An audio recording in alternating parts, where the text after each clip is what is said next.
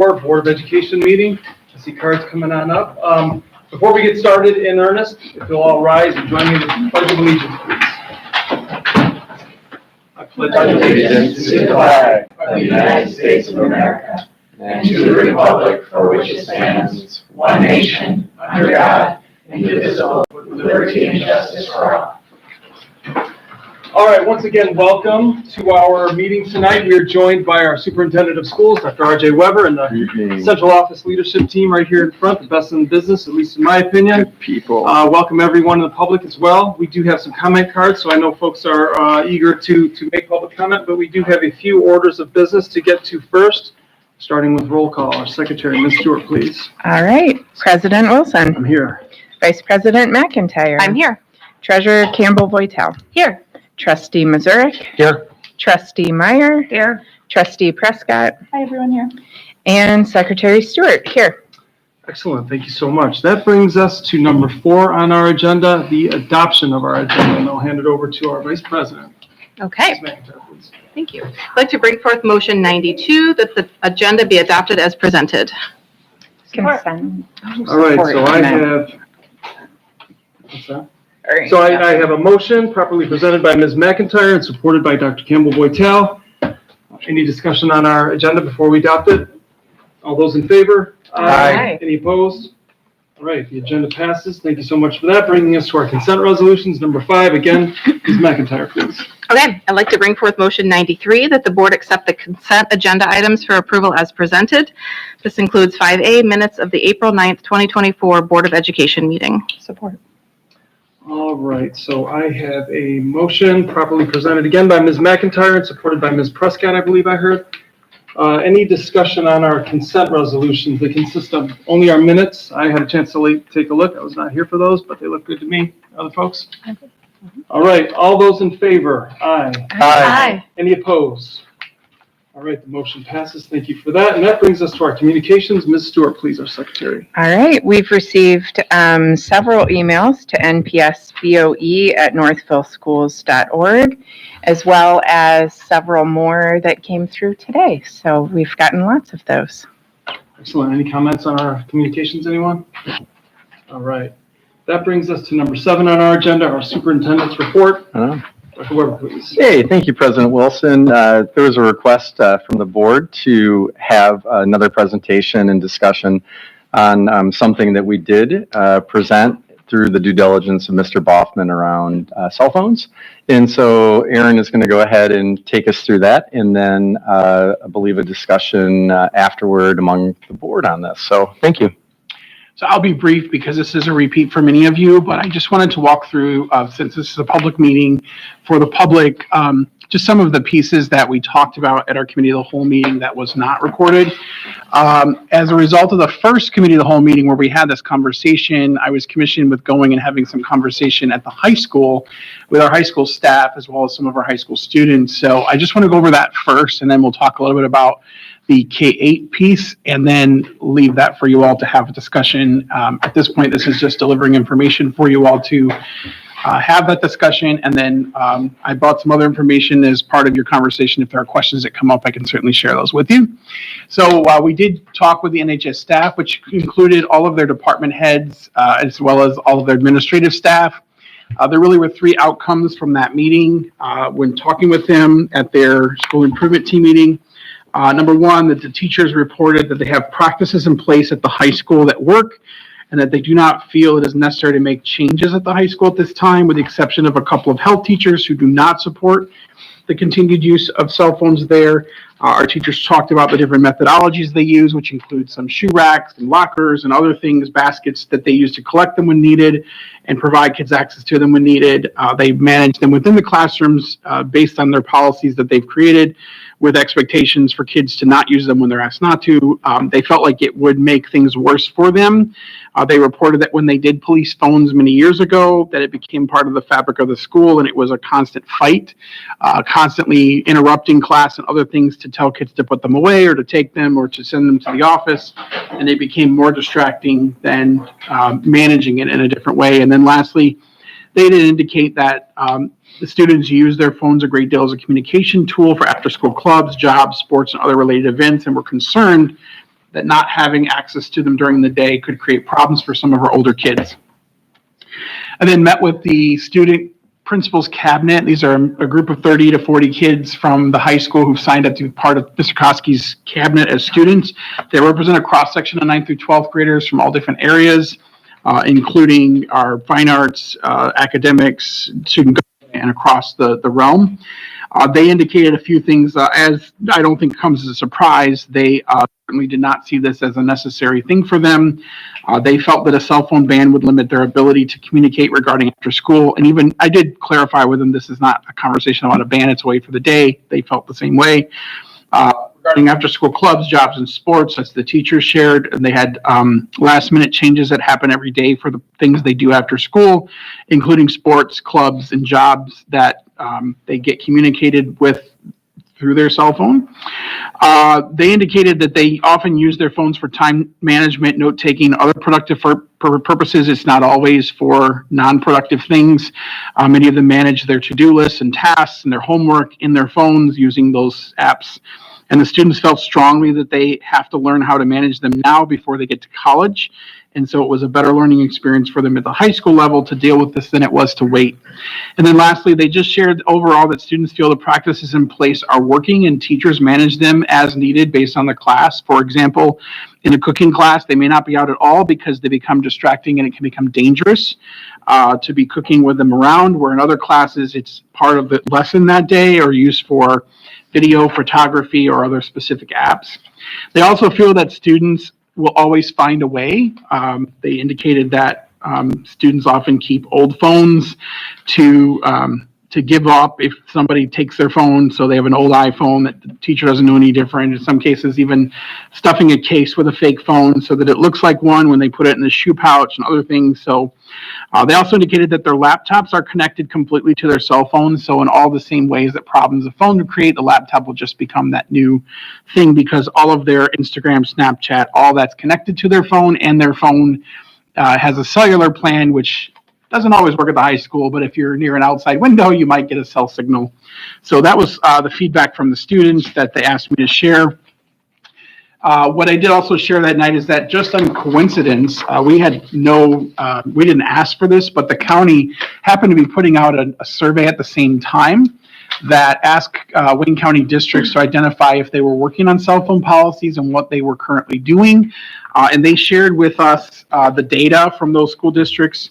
What I found in reviewing them is that the majority of Wayne County school districts don't have specific cell phone bans, with the exception of 2 school districts that replied, which were Dearborn and I believe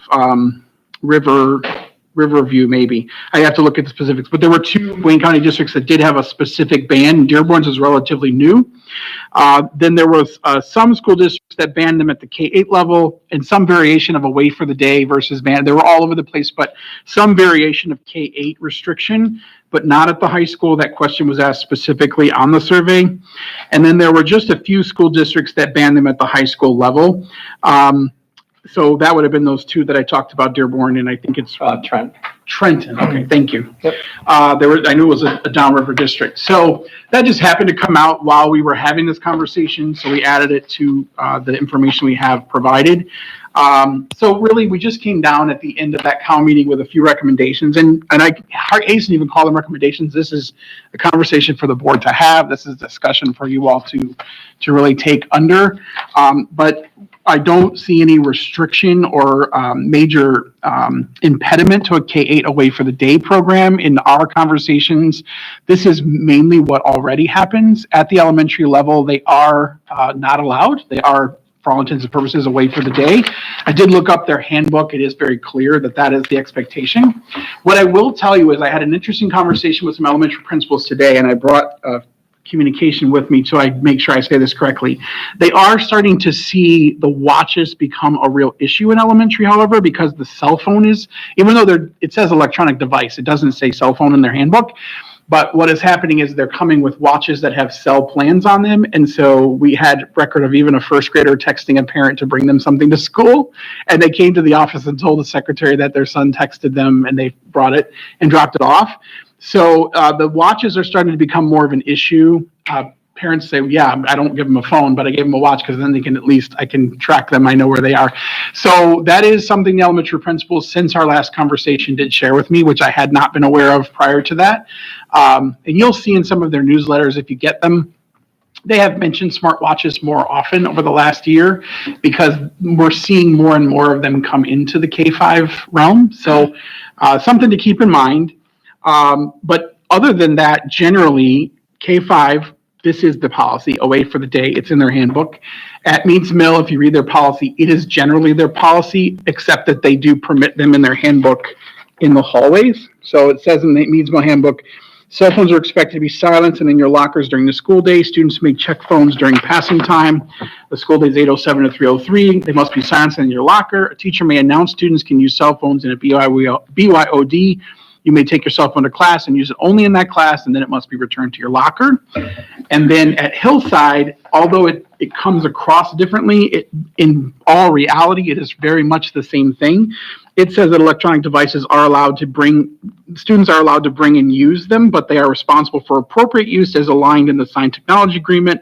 And then it outlines these red, yellow, and green areas, red meaning that it's not allowed. And so you'll find that most of the classrooms at Hillside have red lights on them. The yellow spaces are classrooms and learning spaces with teacher permission, just like at Meads. Teachers can permit them to bring them for learning experiences. And then they are permitted in the hallway, similar to Meads, between passing time. So while they sound very different, the only major difference, which they don't even mention in their handbooks, either of them, is there's a restriction at Meads during lunch, and there is not a restriction at Hillside during lunch. Otherwise, their plans are very much the same. So K-8 wait for the day, the major shift here, if you were to do that, would be them not allowed at Hillside during lunch. It wouldn't change a lot of other things that already exist at K-8. So we shared that it's not a major shift. I think some of you had the opportunity to go to Hillside and see lunch to see what it was like with cell phone use. Hopefully you get a chance to share some of that. I do want to be really clear as an instructional leader, though, that no matter what happens, what I'm hoping still allowed is that piece that says that teachers can identify them for educational purposes when needed, because they do provide 3 very specific things: phone or video camera and specific apps that aren't always available electronically on a tablet or device. So if they are using an app like Flipgrid, sometimes it's much more complicated to use on a Chromebook or a laptop. And so teachers will ask kids specifically to bring them to class for that lesson and then not bring them back the next day, or to tell them when they should stop bringing them to class. And then they are expected to go back in their backpacks or lockers at that point. And then lastly, just that reiterate that the high school is really requested, including the administrative team, that they be allowed to continue to monitor and adjust their practices as needed there, as they did with the bathroom policy that they implemented a few months ago. And so that's my report. I just wanted to reshare that so that the public was able to see and hear that part of it. And then I leave it to the board to have that conversation to decide where you want to go next, or if Dr. Weber has anything else he wants to add. Nope. The only thing thank you for that and for walking us through Thanks, that. Aaron. And I appreciate that. The only thing that I'll add before we get into discussion, thank you so much, is when we walked away from that committee the whole 3 weeks ago or whatever it was, our sort of action item, to the extent we had one, was sort of as is, under control. If anything, send a message to the middle schools to sort of unify policies, just as a suggestion. But I don't want to put words in folks' mouth. That was kind of my takeaway President from it. Wilson, I also wanted to add, before we discuss this, that this is the 3rd time that we've discussed this issue. The other 2 times have been in the committee of the whole meeting, which are not recorded, but they were on the agenda that went out to the public, correct? They were. So I just wanted to, as a point of clarification, I just wanted to bring that up. Yeah, This is not, we have seen this presentation also. I mean, you added some to it tonight, but we've also, seen this presentation before.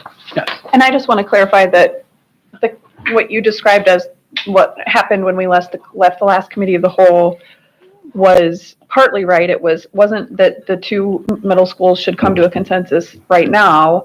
It's that after Brad O'Neill leaves, then the new principal would come to a consensus with Mr. Jones. And the committee of the whole before that, the consensus had been that cell phones were probably not a good idea, K-8, and that we would go to the high school and see what they said.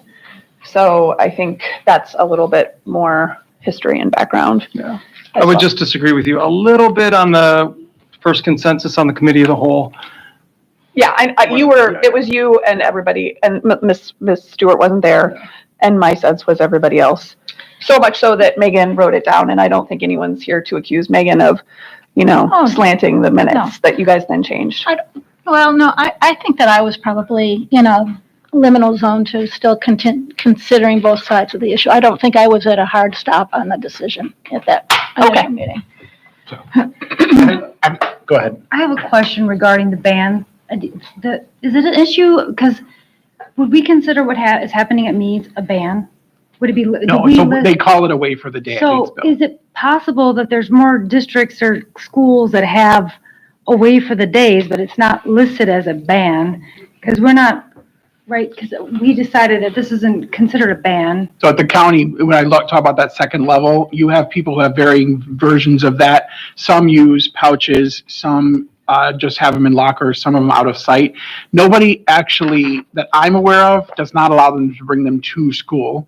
So even when they use the word ban, they're often, like, they could be referring to those bags that they use at concerts. So the and things. definition of ban is a little squishy. And people use the word ban, kind of interchangeably, but it's really not. I mean, it's banning certain times or certain locations. Like, they're never allowed in locker rooms or bathrooms. Those are bans, I guess, in a sense. But most people are kind of away for the day. That's the tone that's most people set. Again, even if they're banned for the day, like in South Redford, for a short period of time, they banned all phones K-12, and they used those pouches. That lasted about 3 months, and then they stopped. Now they're just not supposed to be out during class because it was such a cumbersome system. Okay. I guess I just wanted to clarify that because we've discussed it before. We've discussed the issue of ban, but then we were like, oh, we're not really banning. We're talking about away for the day. So just for a point of clarification around, comparison with other districts, just the way we're discussing it, I just wanted to make sure we're comparing kind of apples to apples, if that makes sense. No, I think Dearborn. language is an important thing to clarify. Even in Dearborn, as harsh as their language, and I shouldn't say harsh, it sounds negative, as stern as their language is, it's very strong and very direct. I don't necessarily know that they expect these phones not to be brought to school at some point. They just expect that they not be making an appearance during the day. So they should be out of sight for all intents and purposes. Aaron, And I think that's part of... Oh, sorry. I was just going to say, can you tell us what the health teachers' specific points were? Yeah, so there are two specific health teachers who've been really clear on this for quite a few years. I joked with the board the last time that they actually think they should be banished from the earth, not just from schools. And they have very strong feelings about that. But both Mr. Kostreva and Mr. Laddick both have very strong opinions about the use of cell phones in any environments, but especially in schools. They share that feeling with students in their health classes. I know because my kids have respectively had each of those teachers, and they have told me about those cell phone conversations. So they respectively in our conversation wanted to make sure their point was known, which I did share with the board. But amongst the circle of 35 department heads and leaders, they were the only that shared that opinion. But I told them I would make sure that was shared. What was the point? They believe that it creates a distraction for kids and creates a situation where they're preoccupied, and they believe it's a health matter. So. And, okay. I mean, I don't want to speak too much for them, but I mean, Mr. Laddick did share that day, pretty passionately, and he and I have had conversations before, so I have a good sense of where his part is coming from, and I don't think they would say that when I say that they would like them banished from the earth, I don't think they would say that I'm being extreme with them. They really just genuinely feel like they have been a plague for society, not just for schools.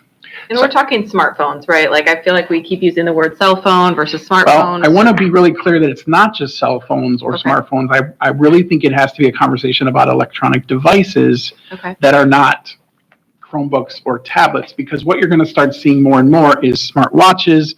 There's now the AI pin that's coming out, which is a wearable technology, which will be, it looks like a watch face, but without a band, that allows you to create like a hologram on your hand. Ray-Ban just signed their new agreement on AI with a couple of companies where you'll be able to wear them. It's not going to be like the Apple Vision Pro where it covers your whole face. It'll look like these, and they'll just be Ray-Ban, but they'll have this kind of, so you got to think forward about this. It's not just going to be their current devices, because honestly, I mean, I don't know if we'll be carrying these in 3 years, frankly. So thinking about wearable technology and devices in general, it's not just a cell phone or a smartphone. So I want to go back just a minute because I want the public kind of on the understand where we were coming from. So we've talked at the board, multiple times about the distractions of cell phones and how, there's an appropriate age where it's acceptable and where it isn't, right? And so we originally talked about K through 8. And I think in our very first meeting, we asked the question about, but should it go all the way through 12th grade, right? And so after that very first meeting, we asked that the Colt reach out and get some additional data and specifically talk at the high school. And so when we had a secondary meeting, we came back and got some data shared with us about what's really happening K through 5. And we learned about the differences between Meads and Hillside, because to be honest, I will say at the first meeting, I wasn't necessarily aware of the differences between the two of them. And then we got some feedback about the high school. And so as we left that secondary meeting, I will say there was a little bit of fuzziness about where we're really at about it, but we didn't talk about necessarily making a board policy, but we did think there needed to be better documentation and communication about what was acceptable and not acceptable.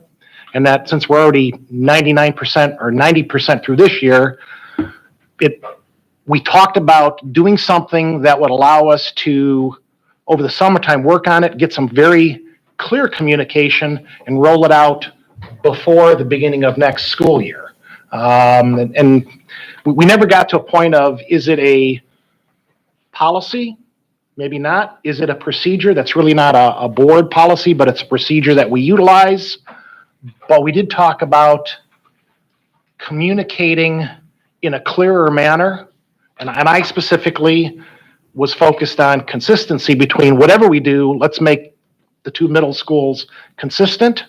Although, other board members brought up that, each of our elementary schools isn't 100% perfect snapshot. So, that isn't necessarily a mandatory thing, but that's kind of where we got to, but we never really had a chance to, like I say, do this in front of the public and allow the public to state their case. And so Sarah, at the last meeting, and I think it was a very valid point, is can we have this in a formal board meeting? So one, it's documented, the public can see it, and we can gather some feedback, from parents about what their thoughts are on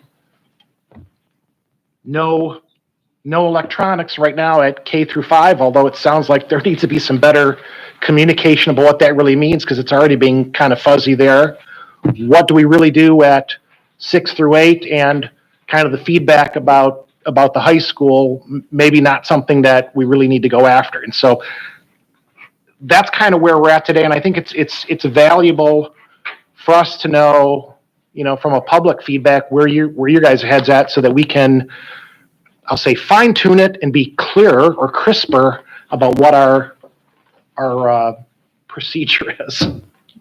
And I guess I just want to say that, one thing that I feel like I heard at the first meeting on this was that, and I think it was from you, Dr. Weber, but it might have been from you, Aaron, that the teachers 6-8 were strongly in favor of not having the phones out and about. So I don't feel like that has been, I've heard that as clearly in the last meeting. So then I did reach out to the union just to say, what do you say on this? And that was the message that I did get back. So whatever was communicated, at least at the beginning, was what, I took a note, but then I didn't bring it with me.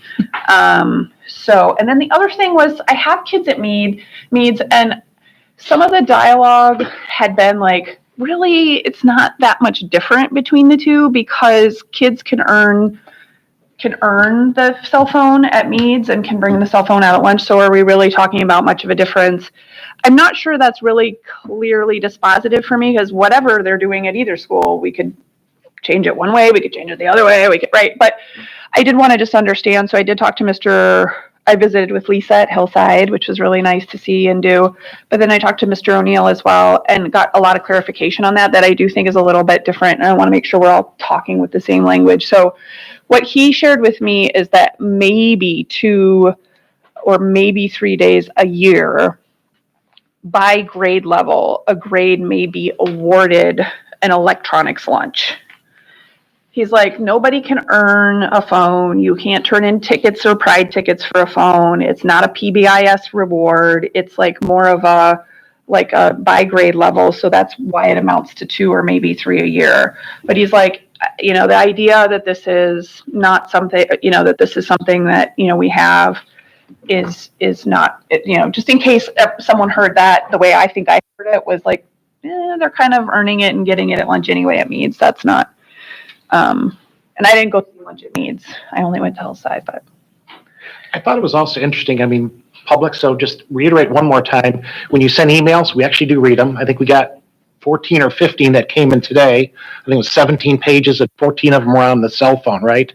And one of the things that I thought was kind of interesting, I mean, besides the social media pressures and that one of the comments that I read, maybe it was 2 of them, talked about the pressure to get a cell phone when you're in 6th and 7th and 8th grade, and that if you have a, put away for the day, it actually provides parents with I'll say a little more support about, no, you don't get it yet. Maybe they can buy an extra year or a year and a half of time. And I thought, I don't disagree with that, but it was interesting to read those comments from a couple of parents. I'll just leave that there. And I want to lift up, Lisa, you mentioned something like that with Mr. Jones and kind of we were bouncing things off of him and getting his feedback, which I thought was really valuable.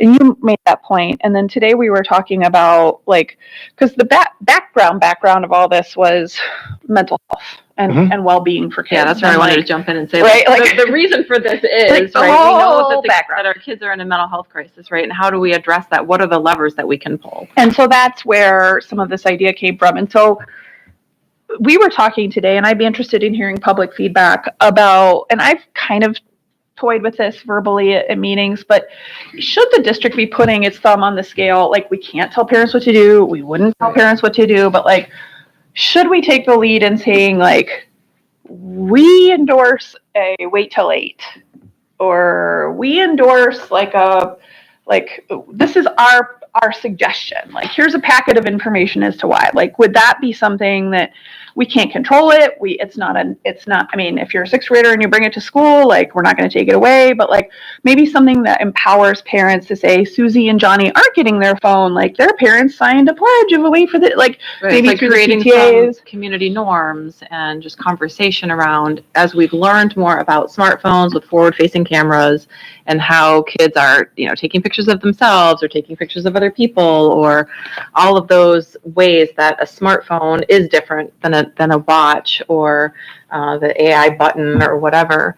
That in my family, I've had the luxury, the privilege of having 2 kids that are at the end of high school. And so they were kind of at the very beginning of the Hillside bring your own device experience. And was it a phone? Was it a Chromebook? Was it an iPad? It was very ambiguous at that stage. And now I have a 6th grader, and it's a very different conversation. So thinking about what are rites of passage in our community. And I know for my youngest, I was feeling this pressure, everybody in 6th grade is going to have a phone. And then I went to the great presentation, the orientation presentation that Bill Jones and Melissa Provo put on. They said, we actually don't recommend for your 6th grader to have a phone. They can bring their own device. It was a very different conversation, very specific around, we don't need phones for education. In middle school, we do need kids to have devices. The school will provide a Chromebook if you don't have a device. And I was like, well, there you go. I felt support nope, we're really going to stick with our plan. We are waiting until you're in 8th grade.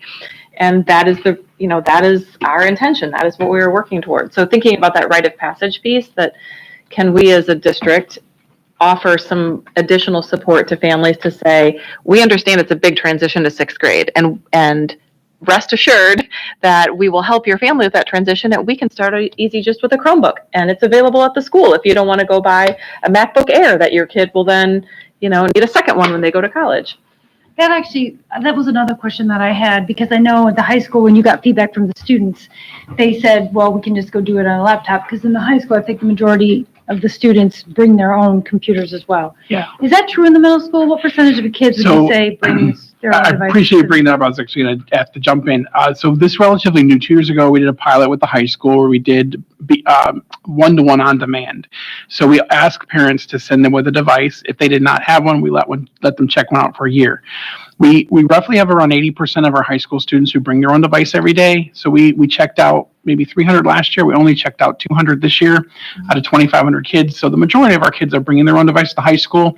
That number's closer to 50% at the middle school level, but that number is climbing. We're starting to have Chromebooks turned back into us because their device is a lot nicer than our device.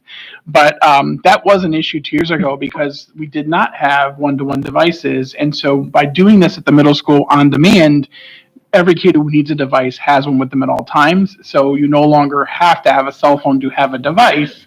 You have a Chromebook or a laptop of your own, and that device just becomes necessary when you need a specific function for that class. So one other thing I kind of wanted to inject into the dialogue that I'm really sensitive about, probably because I was here during the having to vote to send kids home and having to vote to mask kids, was, I mean, we talked a lot about what the board's expertise level was and where we should gain knowledge and draw information from. And, you know, I just never found myself capable of saying, well, I know what the CDC is saying, and I know what NIH is saying, and I know what the state is saying, and I know what, you know, the county is saying, but I, Sarah Prescott, think kids are safe. Come on back. Like, I couldn't do it.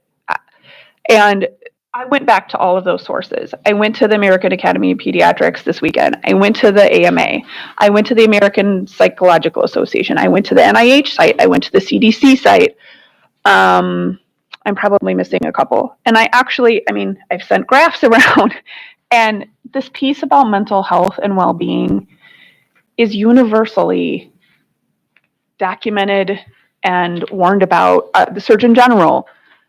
There are two things that are unanimous in the science. One is that adults should limit screen time as much as you can and wait as long as you can. And the other one is Limit screen time for kids. screen time. For kids.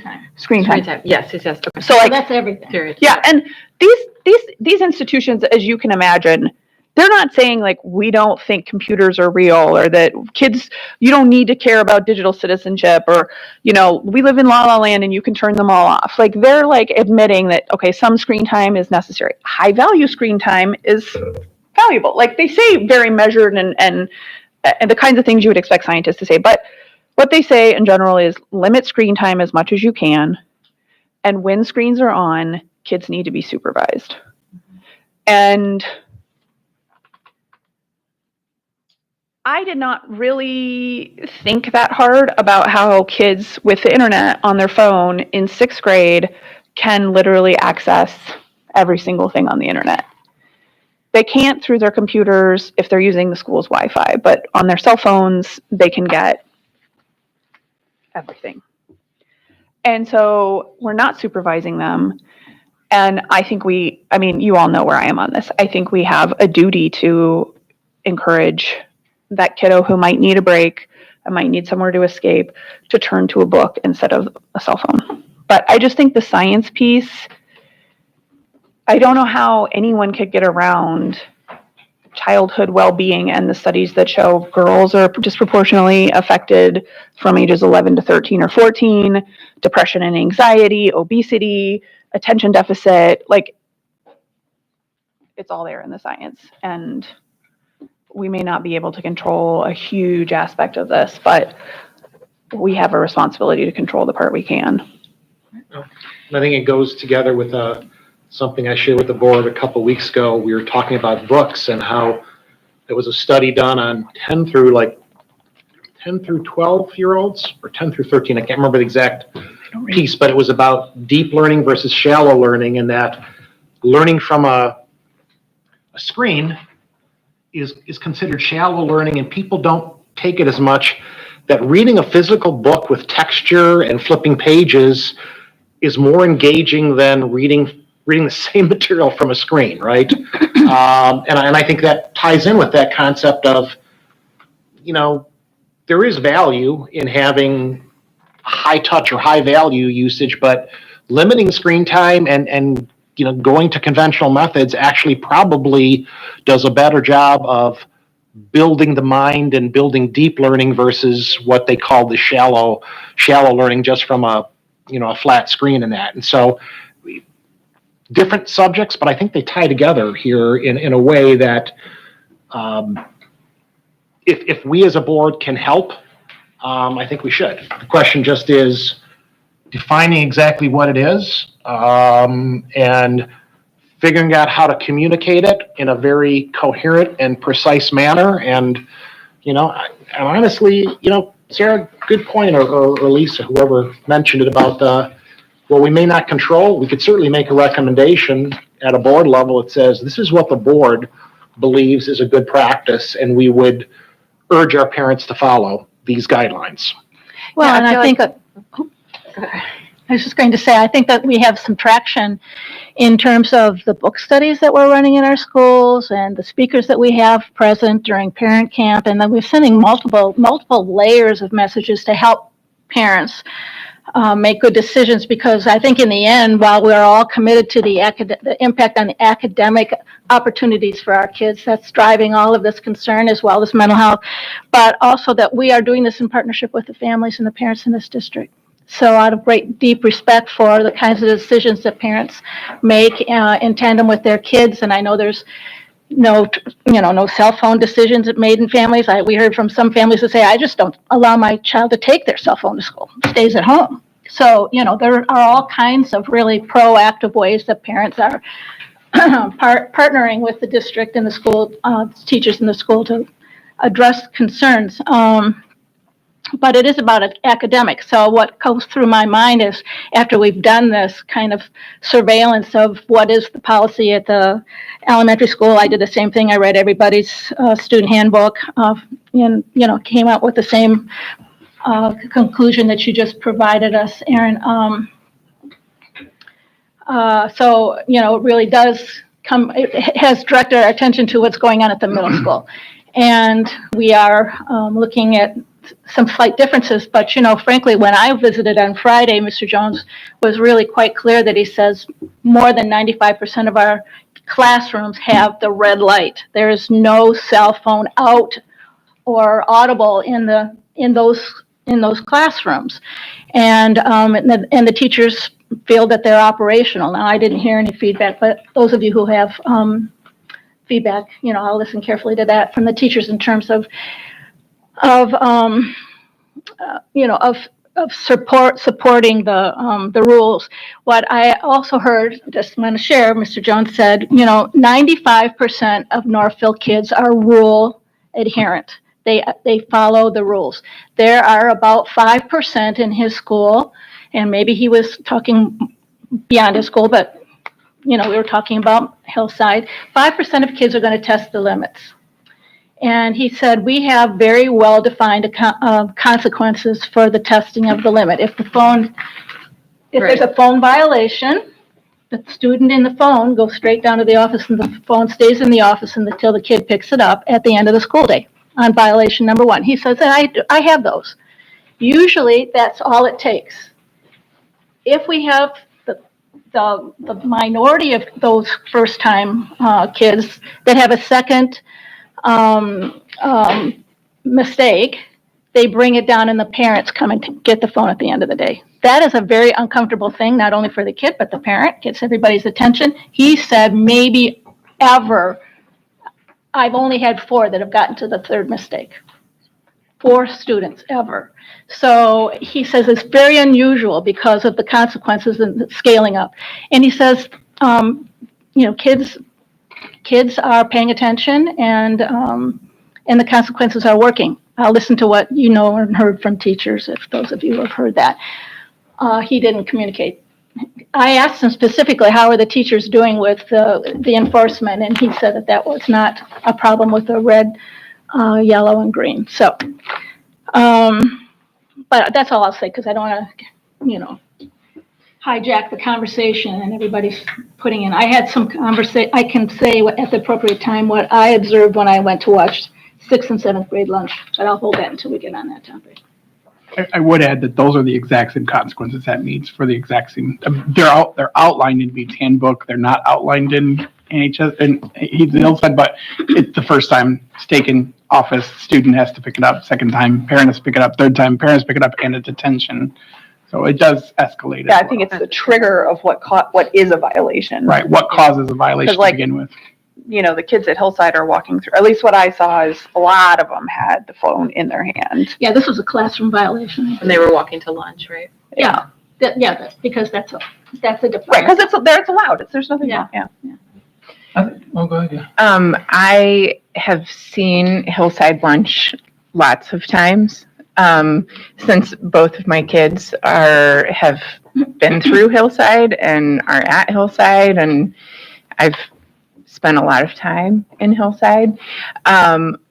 One thing I would say about Hillside Lunch, even I know a lot of the emails that we got were talking about lunchtime and the importance of socialization in lunch and talking with your peers, which I absolutely agree with. The Hillside Lunch, even with the cell phones, it's loud. They're talking, you know? So while I get that you want a break from the cell phones, it's not a quiet lunch. They're still engaging. They're still talking. Because I've had so much experience with Hillside, I went the other direction and I visited Meads Mill this week. So I spent the lunch at Meads Mill on Monday. So that was yesterday. It's only Tuesday. It's only Tuesday, people. I think I was very lucky in the day that I visited, because if you remember yesterday, it was absolutely gorgeous outside. And so every single kid, not every single kid, there were still some kids inside, but a vast majority of the kids chose to go outside on the amazing blacktop that is right there outside of the door. I was able to talk with Mr. O'Neill and Mr. Lambden. That's right, Lambden.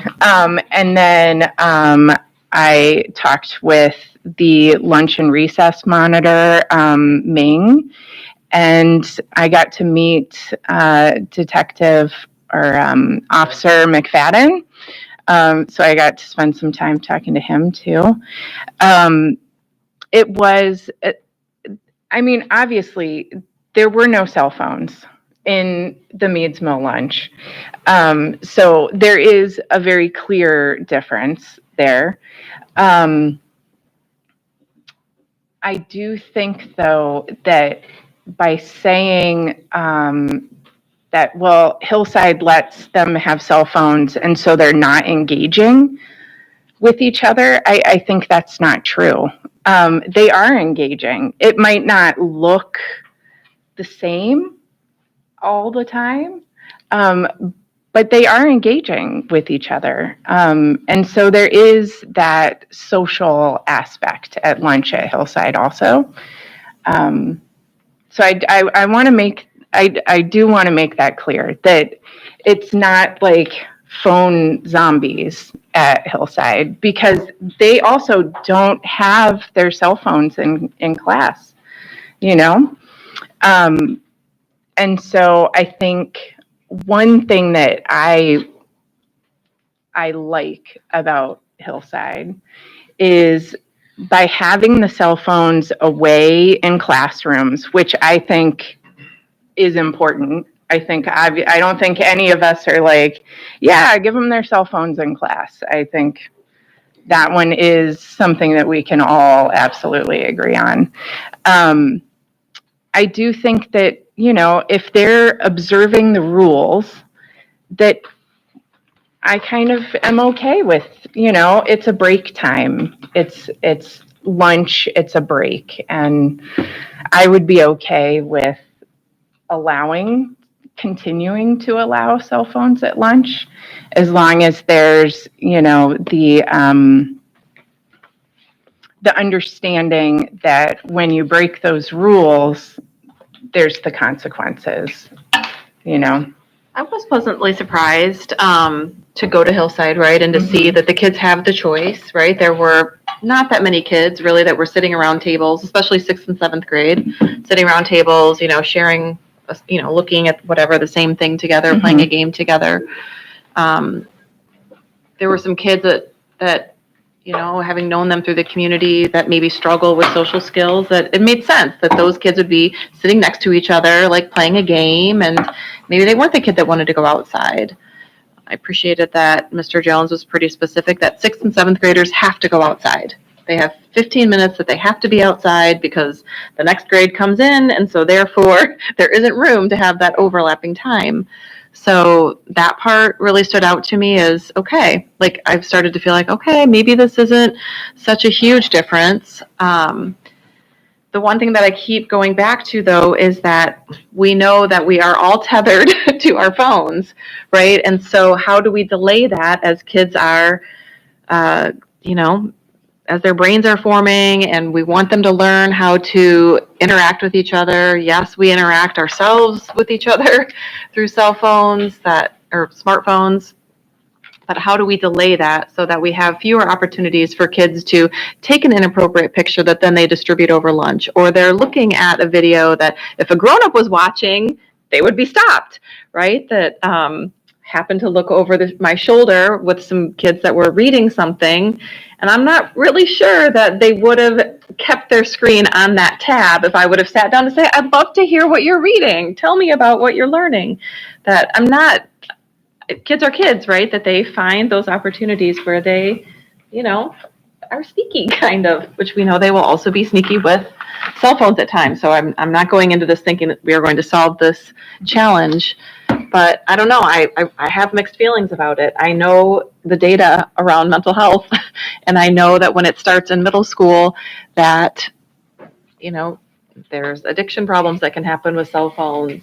As parents, we also have to monitor our own smartphone use and screen use. That is another piece. Yep. I think about it for myself. One of the reasons that my middle school girls had phones was they were busy, they had weird schedules for gymnastics, and it was an easy way for me to check in and make sure they made it to school.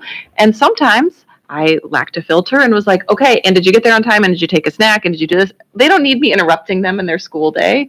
They're at school, right? So looking at that part of it too, that what pushes the smartphone in classrooms, in lunches, what's the why behind it? Is it really because we're like, sure, that's fine, you're connecting with your peers, or are there other layers to that? So I don't know, that was a lot. But. Yeah, I was at Hillside today for lunch as well. It was a really great experience, but I'll just step back a little bit and say, this is a board, as you've heard, that's always been focused, if not hyper-focused on mental health, student wellness. It's one of the reasons that so many of us pushed so hard to bring another choice in the way of mental health services to our district just a couple of months ago. This is something that we're all extremely interested in and wanting to do.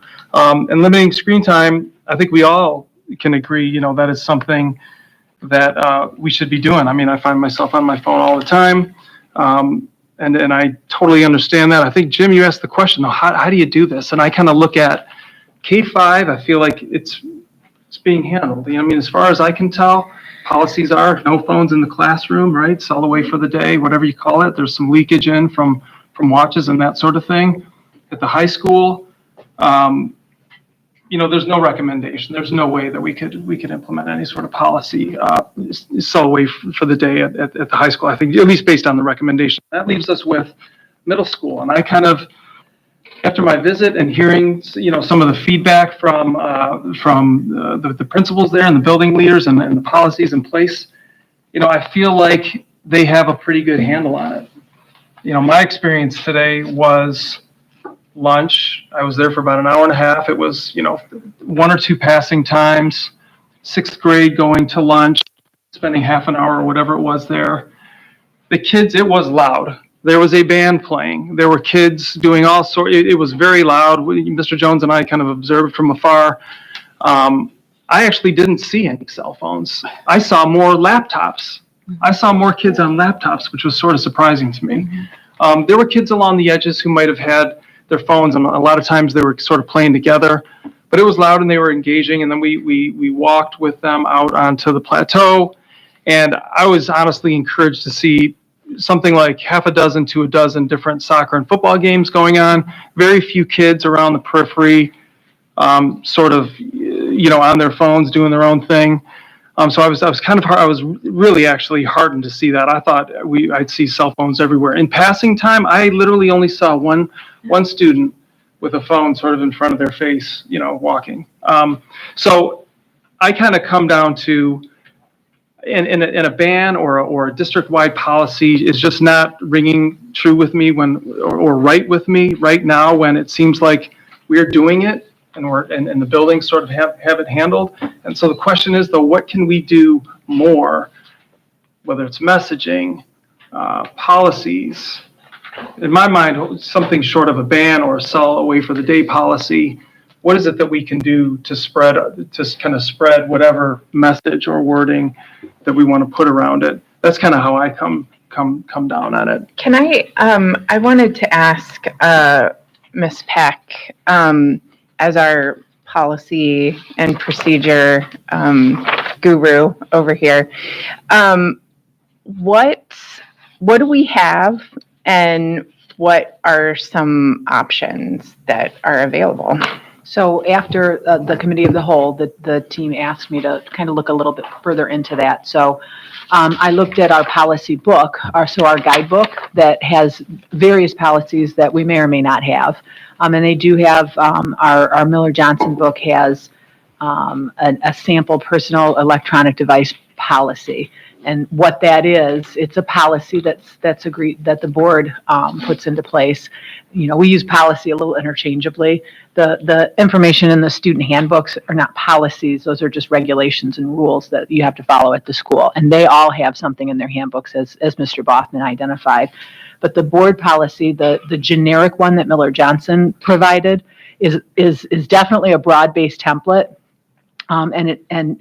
It's just real basic, students are permitted to use personal electronic devices only as follows: before and after the regular school day, during the student's scheduled lunchtime, as directed by teacher or other professional staff member for educational purposes.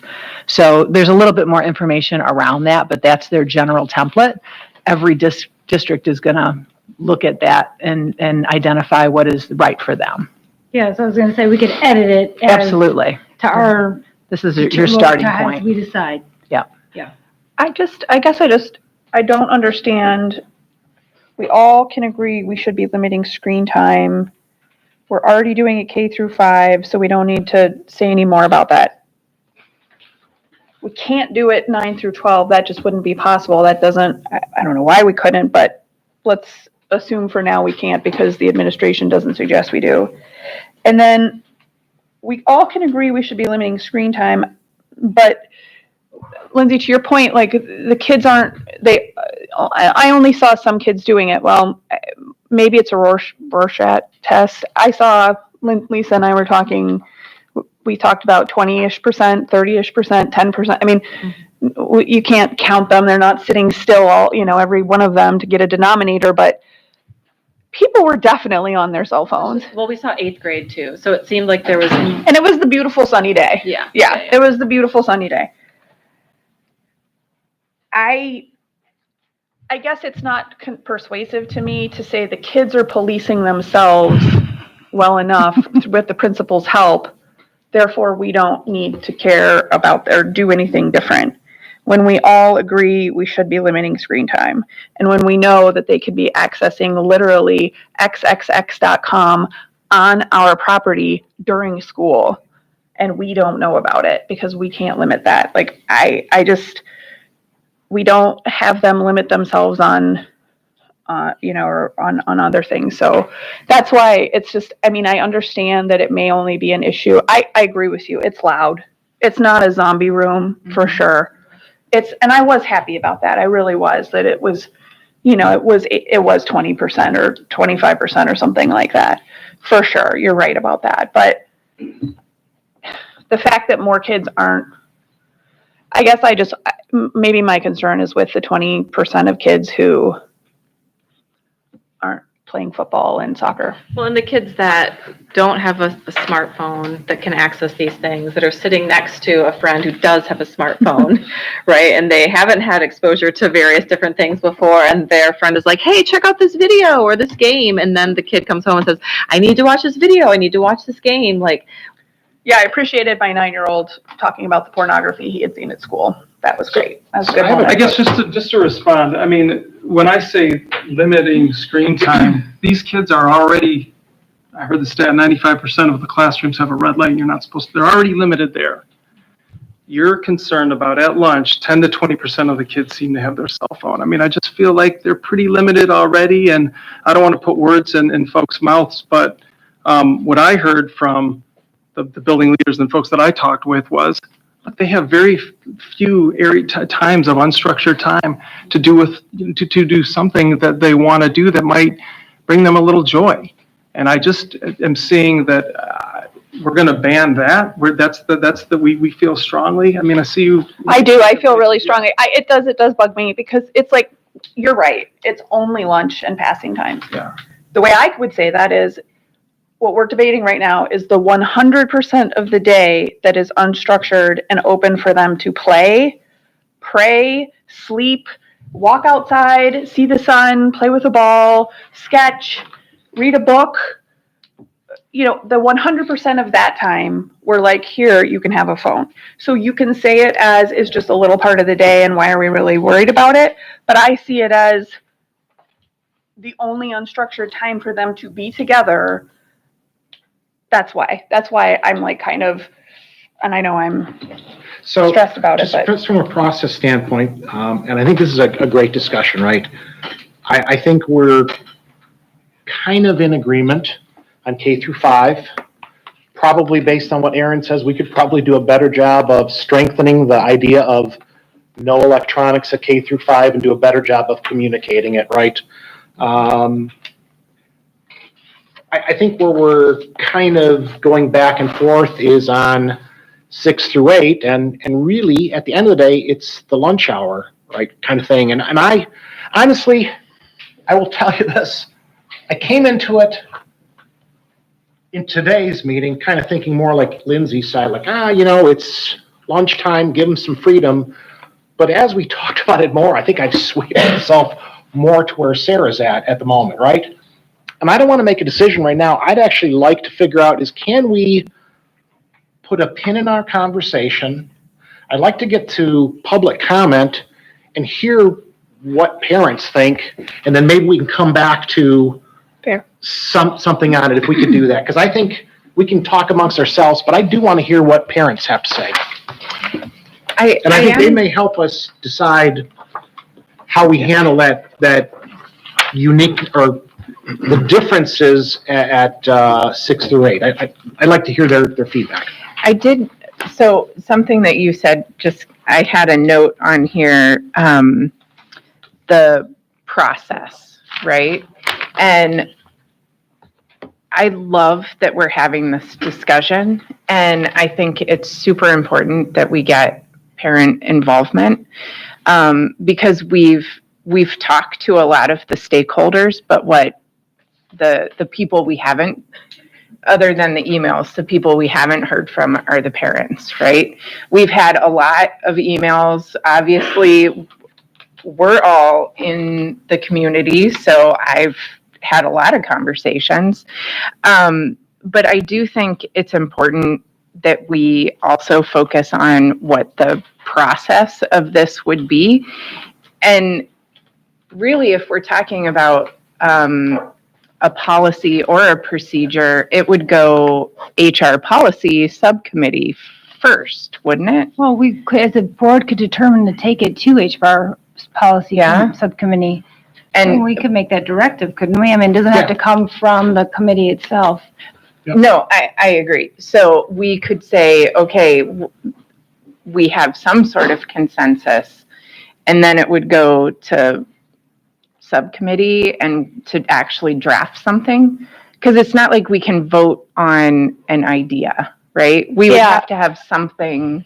I just think usually when we're sitting in subcommittee, we either are being told legally what to do, or this policy's out of date, Right. or we basically have a sense of what the board wants the policy to be, and then we Right. can't hammer it out. Whereas this, I feel like maybe the public comment, maybe, Mhm. whatever the other process is, it would be helpful to know what are we writing. What we're writing. One of the other And I things think that that's, stands I out to think it's me. a great process standpoint Yeah, for is, sure. let's hear from the public and then we can decide, what is it we would ask policy committee to specifically do, whether it's a procedure or whether it's actually a policy. But I'm kind of want to hear I want to hear the public. For sure. I'm curious too, I love that Mr. Koski's principals panel, gave the recommendations for the high school. I would be so curious to hear what the high school kids would say now, juniors and seniors, what they would say about their experience in middle school as they all came together from Hillside and Meads Mill. So I would be really curious. I wish that would have been a question asked of that group, and maybe it's something that we could ask them to just give us a little narrative about that, because I think there's a lot to be said about kids who've experienced that, advocating for what their experience was and how they maybe it was great, maybe it was the best thing ever, or maybe they have some other insights that they would share that would help us form our decision as well. Yeah, we did some exit interviews with seniors years ago, and we asked that very question. It was funny because they always advocated for cell phones later, Mm-hmm. and we were like, so how would you have reacted to that policy? And they were like, well, I would have been horrified by it. So they hated the idea. But I think they looked back and were like, I saw some serious stuff on the internet when I was too young for it. That was at the time. So that was probably 6 years ago now, though. I know we wouldn't have. It's a cool idea to do. I don't want to go on too much about that. The one thing though I really want to keep in mind off of what Mr. Boffman said is being forward thinking about this. I mean, we're mired in the present and what we're seeing and we're discussing right now, which is valid and good. But I also want to keep in mind looking to the future. I mean, you just said to me a couple of very alarming things that you think I'm not even going to have this cell phone 3 years from now. And that, I mean, obviously we can always come back and revisit a policy, but just since we started talking about this and now, you've kind of raised the alarm a little bit more about what's happening in the elementary school, and that's been, a month? So, and to your point about AI, every time we talk about AI, it's growing exponentially. I would kind of like to keep that in mind as we are going forward, that we're not just talking about cell phones, we maybe are talking about buttons or holograms or... I would talking about communication devices that we don't know what they look like yet, but they're... Yeah, and I would add that I mean, communication I don't device. want to get too far for it. I mean, we don't want to talk about having to ban personal robots. We're not there yet, but, just... Say though. Yeah, I will say exactly. that the policy that Ms. Peck referred to says, for purposes of this policy, personal electronic device means a privately owned device that is used for audio, video, or text communication. So you can define what device means. You don't have to use their wording. So you could potentially put it so it doesn't have to just be a cell phone. It could be. I mean, that's pretty broad in itself. It is. Well, technically, we can cover a Chromebook and a laptop. So Wow. That would get to a Walkman. that would get to a But Walkman. maybe You if can you find did one. nothing with video, that's handheld. So anyway, that's what the policy, I think that at that point, it's the policy subcommittee Sure. hashing that out. Sure. Yeah. All right, let's do this. Unless folks have burning comments now, let's go to public comment. This would be our first of 2 opportunities. We'll get through finance and operations. That'll be fast. We'll get through 10 fast. We can do another round of public comments, and then we'll save our discussion of cell phones for number 12. Questions, comments? Everybody good with that? Okay. So this brings us to our first of 2 opportunities for public comment. I do have a stack of cards up here, and I will call them by name, and I'll tell you who's on deck. You'll have, 3 minutes. 3 minutes. We do stick to that. It's a strict time limit, so when you hear the buzzer, please stop and make your comments accordingly. I'll ask that you come up to the podium, introduce yourself, give us a quick introduction, very quick, of your connection to the district, who you are, roughly where you live, kids in the district, or whatever your connection is. And I will call to the podium first R.C. Edwards, and on deck will be Danielle Hanawa. Absolutely. Go ahead. Yep.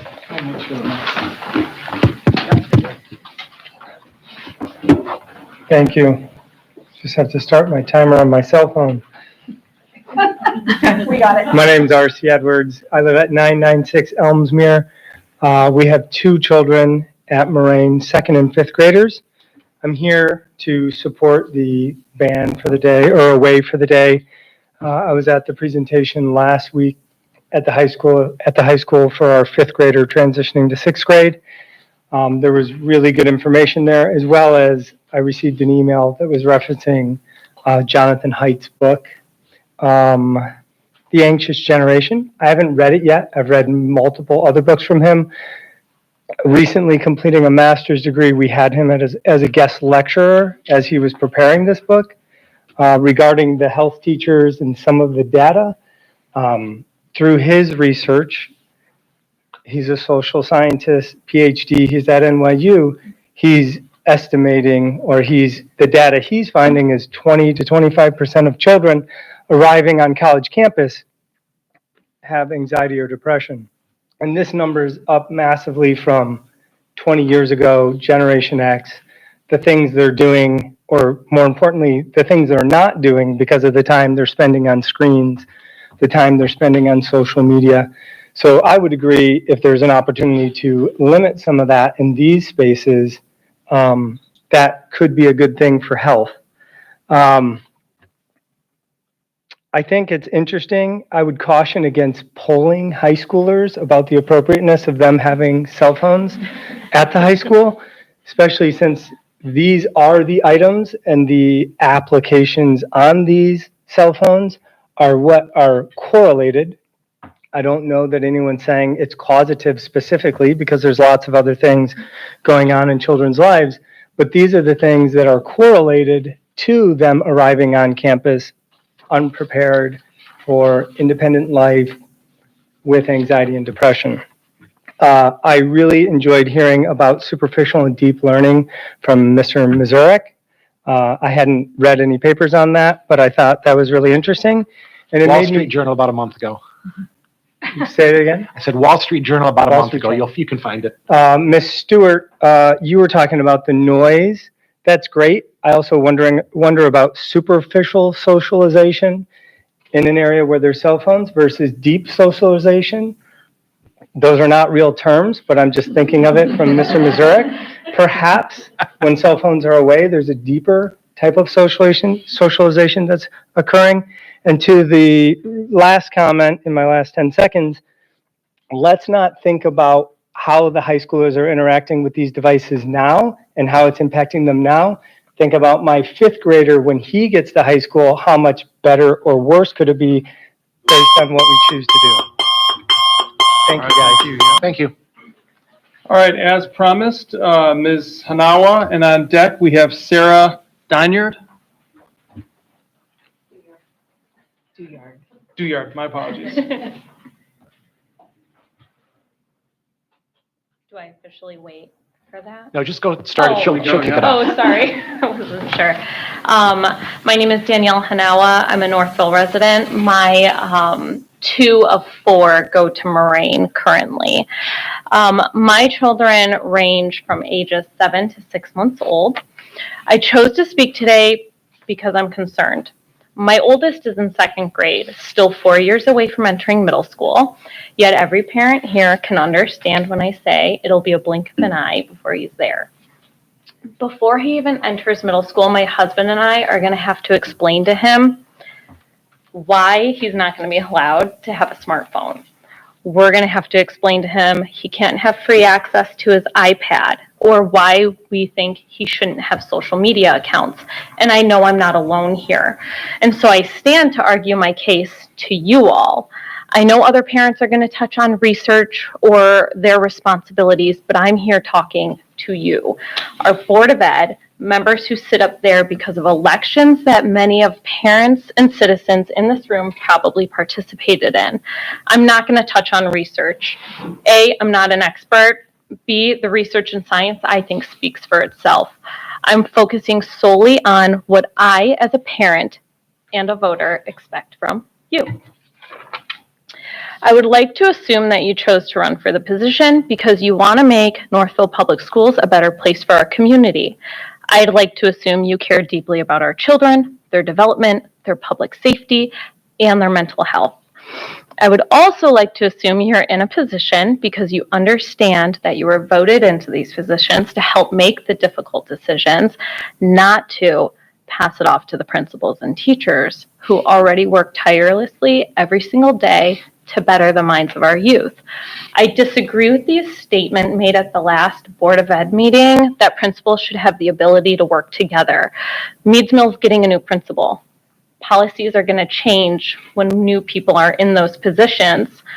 I don't want to spend the next 18 years wondering if one of my children is going to have one policy while another child is going to be subject to another.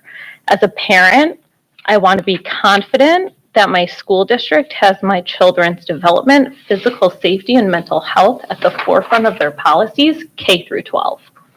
That said, I'm curious why the Board of Ed is failing to see that by not implementing a district policy, we are not protecting our children.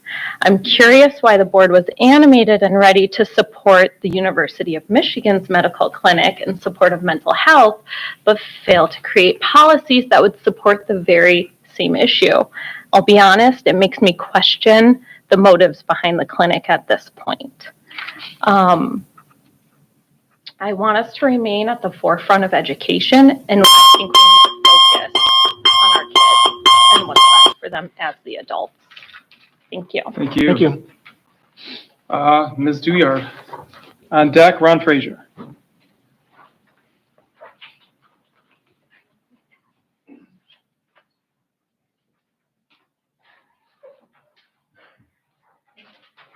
I brought flyers. All right. Hello, my name is Sarah Duyard. I have a fourth grader and second grader at Moraine. I want to be very clear. I support a full district ban, and when I say the word ban, I mean no cell phones during the school day. I want to start out by sharing these printouts with you. They're from a top 25 public school district on the west side of the state.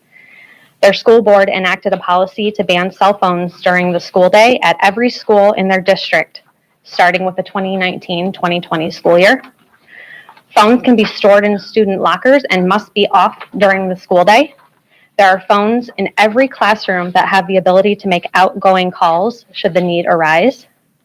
Disciplinary action in all cases includes using restorative practices to support student growth. Restorative practices is something that Northville is very familiar with here. The school district has reported multiple mental health benefits since the implementation of the cell phone policy. Students have reported less anxiety because they don't fear they're missing out on what happens socially on their phones during the school day. They have reported having stronger, healthier relationships with their peers due to spending more time face-to-face with each other, particularly at lunchtime. This is a perfect example of what a top public school district should be doing to support the mental health of their students, and this, what I've provided, is an excellent footprint for Northville to follow. On the flip side, I have personally spoken with parents in our district who do not support a ban. Most of these parents cite the same reason, the interest of being able to contact their kid anytime they want or in case of emergency. I completely understand the convenience of instant communication using a cell phone. I take advantage of that every day in my life. But I am more than willing to inconvenience myself and pivot to find a new means to communicate with my child, should I need to while they are at school, especially when this pivot will directly benefit the mental health of an entire generation of kids in our community. We have to get uncomfortable to make positive change. It is our job to protect our kids. I will not prioritize convenience and peace of mind for myself over mental health for our kids, and neither should you. And these are just for you guys to reference. Thank you. Thank you. Thank you. Is Forest Hills one of our peer districts that we use? I recognize their name. One of our 10. One of our 10 peer districts. All right, Ron Frazier, as promised, and on deck, Brandy Eberhardt. All right. Hi, I'm Ron Frazier. I have an 8th grader at Meads Mill and a 5th grader at Winchester. I'm also excited to announce that I am a registered candidate for the Northville School Board in the upcoming November election. I want to thank the board for revisiting the topic of cell phones again so quickly, and thank Dr. Weber and Colt for putting together the presentation for us tonight. As a Meads Mill parent, I deeply value the culture that Mr. O'Neill and Mr. Lambden have established around their away for a day policy, including the fact that it extends to lunchtime. When I pick up my 8th grader each day and we discuss the ups and downs of their day, invariably the high points almost always seem to revolve around conversations that happened at lunchtime. When I listen to the topics that they discuss, I can't help but feel the lack of cell phones played a role in the quality of those group discussions. It's that deep versus shallow conversation. We know that cell phones act as a crutch for adults and kids, and I'm really appreciative that crutch has been removed at Meads Mill. We can't make kids socialize. Some kids are going to choose to maybe read a book instead, or sketch, or work on homework. I'd argue any of those outcomes are preferable to them sitting on their phones by themselves. So in my view, and the many parents I've talked to from both middle schools, Meads Mill stands as the shining example for the way to handle cell phones in schools, and I would like to see Meads Mill's current policy become district-wide policy for cell phones in the middle schools. As for the high school, I understand that that's not really on the table, but just to share my thoughts anyway, I acknowledge, that there is considerable support for the current policies from the administration and the teachers, and I value the insights shared by the students and the staff regarding the effectiveness of the current system. But I would like to understand a little more about past attempts and why they were problematic. What challenges did we face? And I wonder why it is easier for us to enforce these piecemeal arrangements where different classes are doing different things than if we had a standardized thing across the whole high school. So I'm interested to learn more about that. Also, as to the top idea that students are in a transition to adulthood, I do understand that, but at the same time, how can we say that, but then say it's all right for teachers to limit the kids at their own will, in one class or another? As for the idea that high school is an opportunity for students to learn proper management of cell phones before heading off to college, I don't think that's inconsistent with implementing a more comprehensive cell phone policy. Rather than letting students figure it out on their own, this is an opportunity for them to build the habits that will help them succeed in college. Research has continued to show the negative effects that cell phones have on test scores, long-term learning retention, focus, and student engagement. And for this reason, I would encourage the district to work towards more consistent goals of implementation at the high school. Thank you. Okay, thank you so much, Mr. Frazier. Bringing to the podium Ms. Eberhardt, and on deck, Kate Rundell. Okay. Hi, my name is Brandy Eberhardt. I'm a parent of a 7th grader at Meads Mill.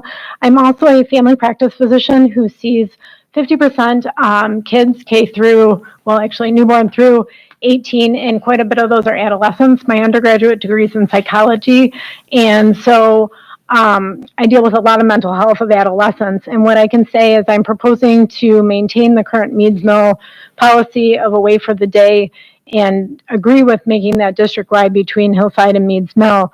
To this point, we've had a wonderful experience at Meads Mill, and I agree with Mr. Frazier that my daughter comes home every day, and the highlight is recess, and she's not a sports kid, but she's outside playing volleyball, playing different things. That is an everyday occurrence, not just on a nice day when they're not outside, they're in the gym. And sure, there's students who are choosing to do other things, but I would also argue that all of that's better than being on a phone at lunchtime. One of the things that I see a lot in my practice and a lot of the research shows is that cell phone use during those lunch times and passing times and things like that can breed a lot of anxiety. And it's not just the 5% of kids that may be bullying or doing things you're aware of or harassing other students. Some of it is you're sitting at lunch and you realize you're not in a text group that everybody else is in, or you're not invited over to the sleepover that weekend, or even something as simple as everybody seems to watch a show on TV that you don't watch. All those things can lead to social isolation. So it may look like the students are all interacting, and most of them probably are, but there are more of those kids who aren't able to say that they are feeling isolated, even though on the outside it may look like they're not. One of the things I was reading and preparing for this is there was a study done at Harvard by a PhD student in 2022 that looked at schools that originally had bans on cell phones and then allowed them, mostly because of parents' concerns of emergent situations. And what they found is that after a couple years, they quickly retracted them because of the increase in anxiety amongst these students due to different things such as bullying, increase in harassment, increase of photography of other students, videotaping and posting on social media. So those are all things to think about, especially putting into a school that has not had that going on.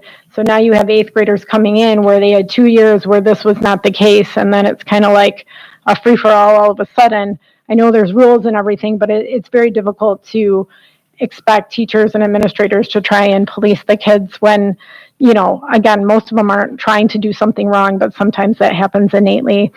And also, I agree with the fact that a lot of resistance you're going to get is parents who are concerned about an emergent situation, but having policies in place like phones in every classroom for those type of situations will help put parents at ease. Thank you. Thank you. All right, thank you so much. That brings to the podium Kate Rundell, and on deck, Anna Marie Serapis? Yeah. You get it close? All right. Thank you so much. As you said, Mr. Wilson, I am Kate Rundell. I'm here representing a variety of hats and roles that I have in the community. I am a parent, and I have the unique privilege of having kids at all 3 grade levels. I have an elementary school student, 4th grade. I have a 7th grader at Meads Mill. I have a 10th grader at the high school.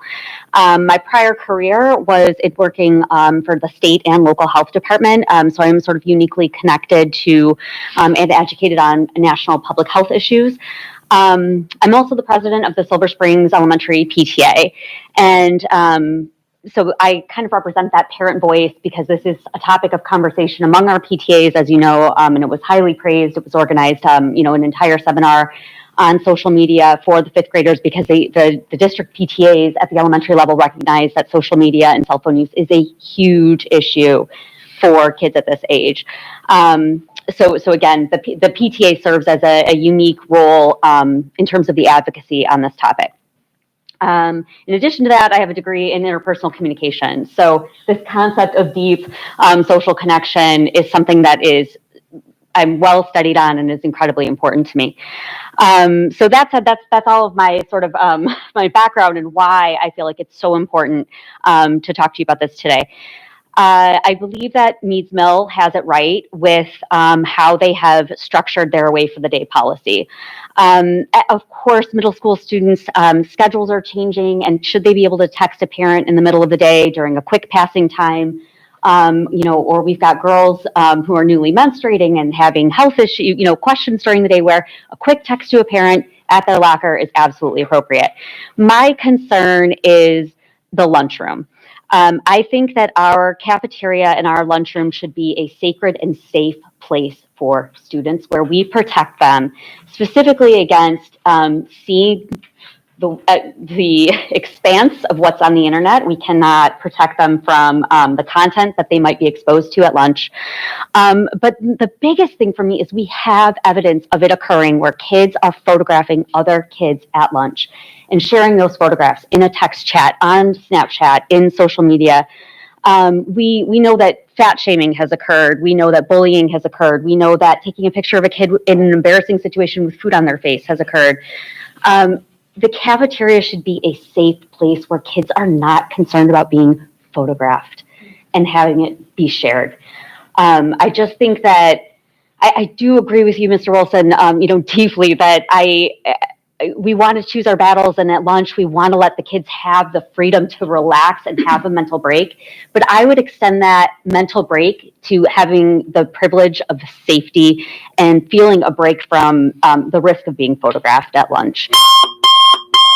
Stop there. Of course, there's a ton of data, as Ms. Prescott expressed, but I guess I just want to really focus on what we are already seeing happen in the cafeteria. Thanks. All right, thank you. Ms. Serapis? Am I close on Pretty that? close. Pretty Serapis. close. And on deck, Preetha Iyengar? All right. Good evening. My name is Ana Maria Trapas. I've lived in a district for 17 years. I have 2 kids in the district, a 9th grader and a 7th grader at Mids Mill. And we moved specifically into this town because the great reputation of the school. And I admire all the hard work that you are doing and leading the district. But at the same time, I'm disheartened to hear tonight so many mixed feelings and questions about a no-brainer issue such as total ban in the district for no phones and technology that limits our kids' exposure to all the social media and unfiltered internet access. I don't know how the issue is going to be dealt with high school because I think that ship has sailed. But again, with Mids Mill, I believe that the school has it right on. We cannot expect middle schoolers to differentiate at this age what website to navigate on a unfiltered internet access. What you observe maybe a hillside, the giggling, the loud noises during lunch break could have been somebody sharing something that they saw something on a social media and all, collaborating and, hey, let me teach you something new. It's, again, as a parent, I urge you, please think about this, how it will impact the future generations. Again, like some other parents reiterated, my kid at Mids Mill, she's very happy to go outside, play, and a rainy day, forced to be inside, but communicate, look at each other in the eye and learn how to communicate. We are addicted to our phones. My phone is always in my pocket. It's an extension of our body. If we as an adult, we cannot control a lot of times how drawn we are to that device, how can we expect a 6-year-old, a 7-year-old, even a 14, 15-year-old to control their impulses? Again, please think very carefully about this decision. Thank you for listening. All right, thank you so much. That brings Preetha Iyengar, and on deck is Catherine Stewart.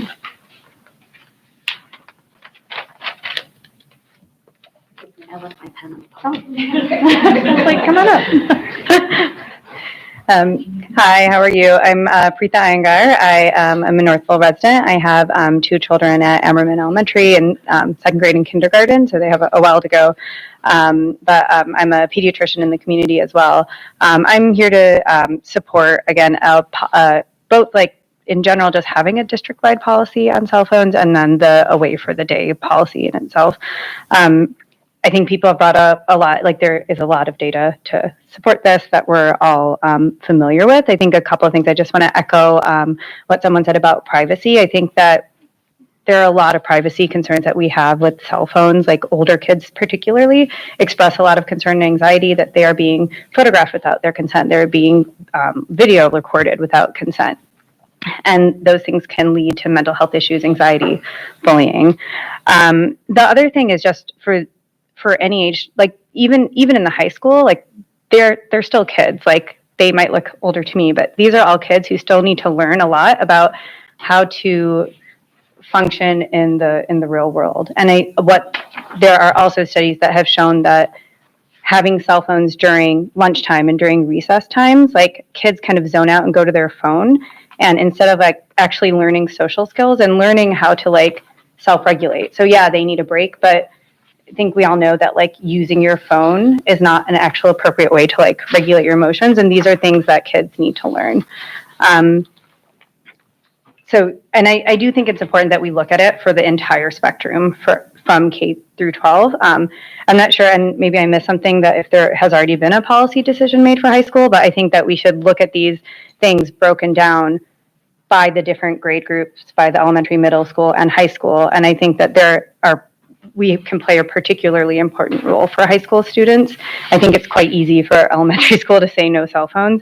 Middle school, it becomes more tricky, but I do support what Meads Mill is doing, and I'm concerned with the children headed to Hillside at the thought that they will kind of have free access to, like, unregulated access. There's no way for the school to know what a child is doing on their phone in a given moment during the lunchroom, and that's concerning for me as a parent. But in high school, having a way to support them, teaching kids like how to recognize misinformation, how to be safe on the internet. Those are things that we have a responsibility to do because these devices aren't going away. So I fully support having a policy. I hope the board takes action in that step and also looks very critically to tailor that policy towards a different age group so that we can really support our kids. All right, thank you. That brings my last card here, unless there's others. Catherine Stewart.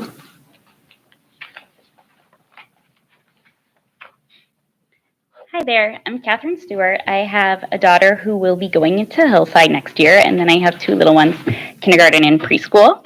I am a former teacher in upper elementary, and I teach preschool right now. I also coach in the district in 5th and 6th grade girls sports. So I'm around this particular group of kids all the time. I see these girls after school, and they are constantly talking about TikTok, everyone on their phone. They're texting each other. They text me during the day. If they're texting me, like, who am I? Who else are they texting? They are constantly on their phone. So the idea that's 10% or 20%, I don't buy it. That's not what I've seen and heard from the other kids who go to Hillside, who are actually there. So I wanted to make that point. Now, these girls are right now talking about TikTok and group chats and whatever, but what are they going to be exposed to in another year or another 2 years? And maybe that's their little circle. And what's the table next to them looking at? Maybe not TikTok dances, maybe something else. And I heard, well, then there's a consequence. Okay, there's a consequence, but once you've seen some of those materials, you cannot unsee that. No consequence is going to take away what that child may have just been exposed to. Other than that, I think everyone made really great points. So I guess the last thing I want to say is just that obviously there is a mountain of evidence that social media in particular is not good for this age group. There's so much out there, and I have not seen anything that says social media is great for these kids. Why would we think we should consider both options when there's so much research saying that this is not a good idea? And I don't want it left up to the principal. I don't know him. He might be fantastic, but is that one person going to make a decision that overrides all that research and all that information from all these professionals? This should not be a decision down to a particular person to make for their school. It should be reliant on the parents, the board, the teachers, and the research. Thank you. All right, thank you. That was my last card. All right, anyone else before we move to the next agenda item? Going once, going twice. All right, that will bring us to number 9 as promised. I'll hand it over to our treasurer, Dr. Campbell Boyce-Howe, please. Okay, thank you very much. Just change gears here. Get my handout sorted out. All right. Yes, I am happy to bring motion 94, that the board authorize the administration to award a contract to OVS and Ridgewood Playground Equipment from Pentura totaling $299,999. What a number. Couldn't have rounded it up. Funded by early childhood education revenue. And B, construction projects totaling $429,085 funded by the bond 2023 and general fund. And C, district-wide interior concealment shades purchased through TIPS TIPS Purchasing Consortium in an amount not to exceed $82,600 funded through Section 97 grant funds as presented. Support. All right, so I have a motion properly presented by Dr. Campbell-Boytel and supported by Ms. McIntyre. See Mr. Vanchero at the podium. A little introduction, please, and questions. Steve Vanchero, Director of Operations. I think the memos outlined the different various projects, so I won't take up much of the board's valuable time. Just talking about the playground process for Old Village at Ridgewood. I think a couple of months ago, Early Childhood, Mike came up to me and said there was a fund balance, and Chelsea wanted to apply that fund balance to expanding the playground opportunities here at Old Village. This is a similar process with what we're going through at the bond, where we kind of set a budget with the vendors, and we ask them to come to us with their best ideas. We give them kind of a rough proposal of like, what kind of, do we want swings? Do we want structure? Do we want different surfacing? So we give them a basic outline, and then we ask them to come to us with their kind of best proposal. We had 5 people respond. We sat down and interviewed 3 of them. At the end of the day, the early childhood team, which was Chelsea and Joanne, selected Pintura. I think I provided a couple examples of their equipment that will be going here at Old Village. And there's actually a small piece that's going to go at Ridgewood within their kindergarten early childhood playground. The projects, because of the lead time materials, it's not going to be accomplished this summer. We're looking at a late fall, mid to late fall installation. And with an early childhood program, it's a year-round program anyway, so there's not a great time to do it because they're using that playground year-round. So as the weather gets a little less or more inclement and they're spending more time indoors, that's probably our best window for actually doing this work here at Old Village. We'll separate ourselves. We'll make appropriate fencing and barricades between, but we want to try to get this done yet this year. That's what the Old Village is going to be in the fall? Correct. Not the early childhood. Ridgewood, when is the timeline for that one? Ridgewood would probably be in the summer, but it depends if we can get the structure. We might have to do them both in the fall. Right. So I would like to just make a comment that, as is always the case, you provide us with all of the information that is developed every step of the way. And so I thought my comment could emphasize a fact that, as the board, we're always interested in that our playscapes meet standards. And one comment that I wanted to make was that you were very careful to get the specs on the play surface underneath these this play equipment. And I looked a little bit into maximum fall height standards for this equipment. And this equipment meets the standards for 4 feet, 48 inches, which is really what we're talking about for these littles. These are preschoolers, so these are heights that are safe for them, and that the play surface underneath them will have some kind of a artificial turf with foundation underneath it. So both the play surface is rated for the maximum fall height of the structure. Right. And the different age levels dictate that fall height, that maximum fall height. So there's kind of a cut line at 5 years old, where the older structures, they get a little taller, and the fall height gets a little higher. Right. So thank you for looking over and ensuring that level of detail is important for our littlest kids. So. Structured play. That's what I was going to say. I'm so happy that the early childhood education program is also investing the extra revenue into a play structure. It's fun, right? It's outside. It's fresh air. It's sunlight. It's all the things. After the last 2 years, the early childhood was through really Chelsea and Joanne's initiative. We're able to get a few grants, early childhood stabilization grants, that kind of lent itself to having some fund balance. So really their initiative, and I appreciate Steve working with them to really come up with a nice way to spend some of that fund balance for improvements for the kids.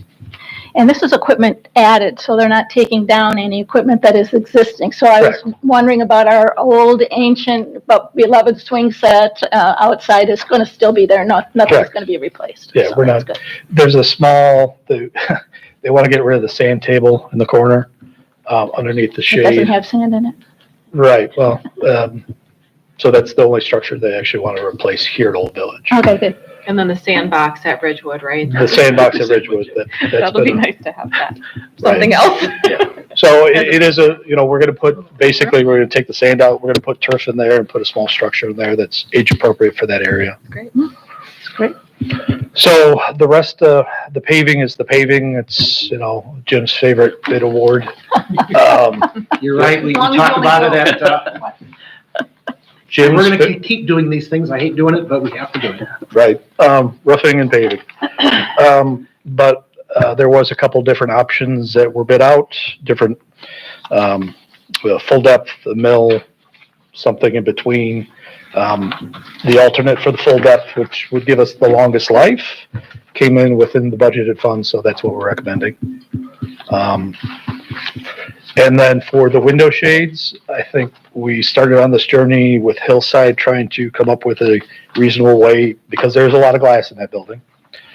We've been experimenting with roller shades in the classroom, and then we've tried these drop-down window shades, and they seem to be pretty effective and pretty cost-effective and effective at obscuring. So then we took that idea and we want to implement it to basically district-wide. There's a lot of glass, a lot of windows. There's a lot of different areas within the district, so we're going through and surveying those.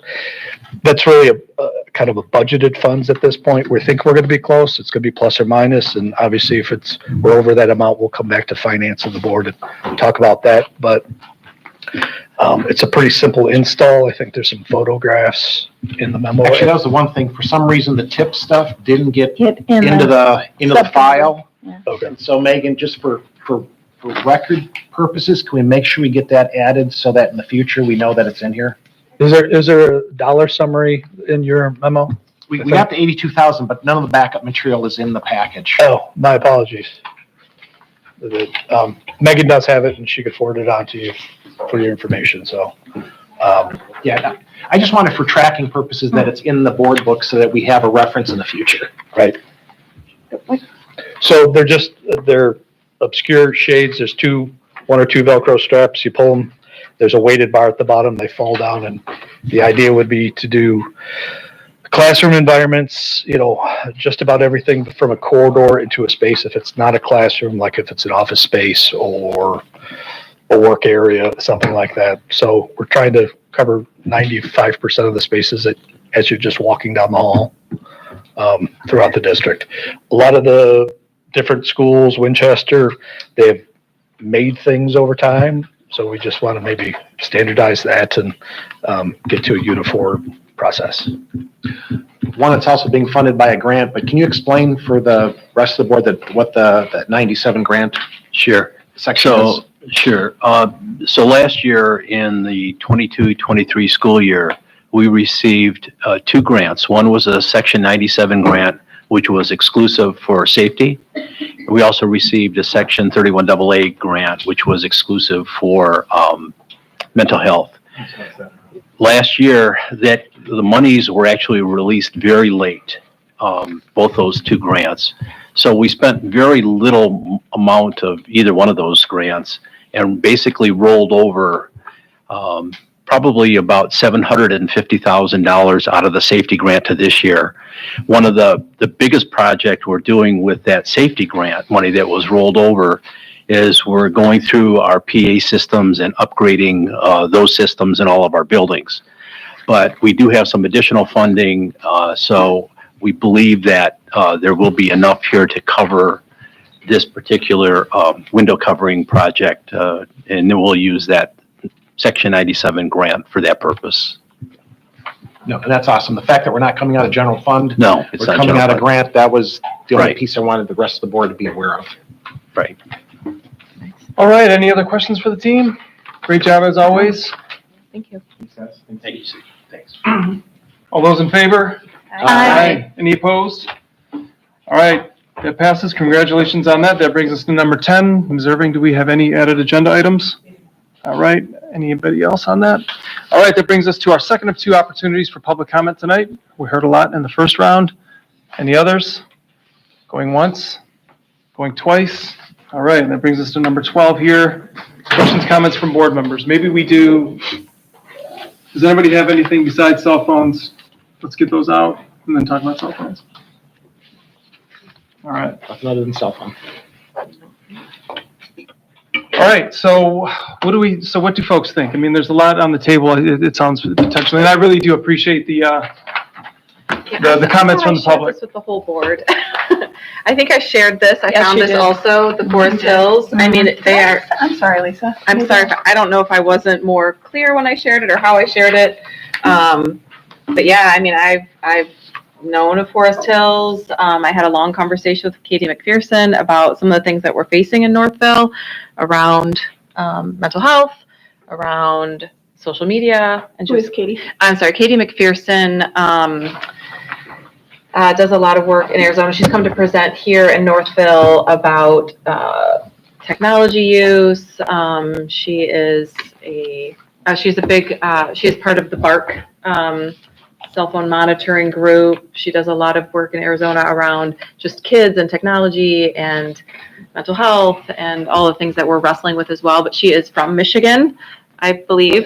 She's from Plymouth, so she has some strong connections back to Northville, into Plymouth, and there's a lot of schools around the country that are doing K-12, phone away for the day, and it's hard, right? It's a big, bold move to do that, and yet there's the science that backs anxiety, depression, and all of the issues. So I'm sorry that I wasn't more clear in being really out there about this great model that we have in our state.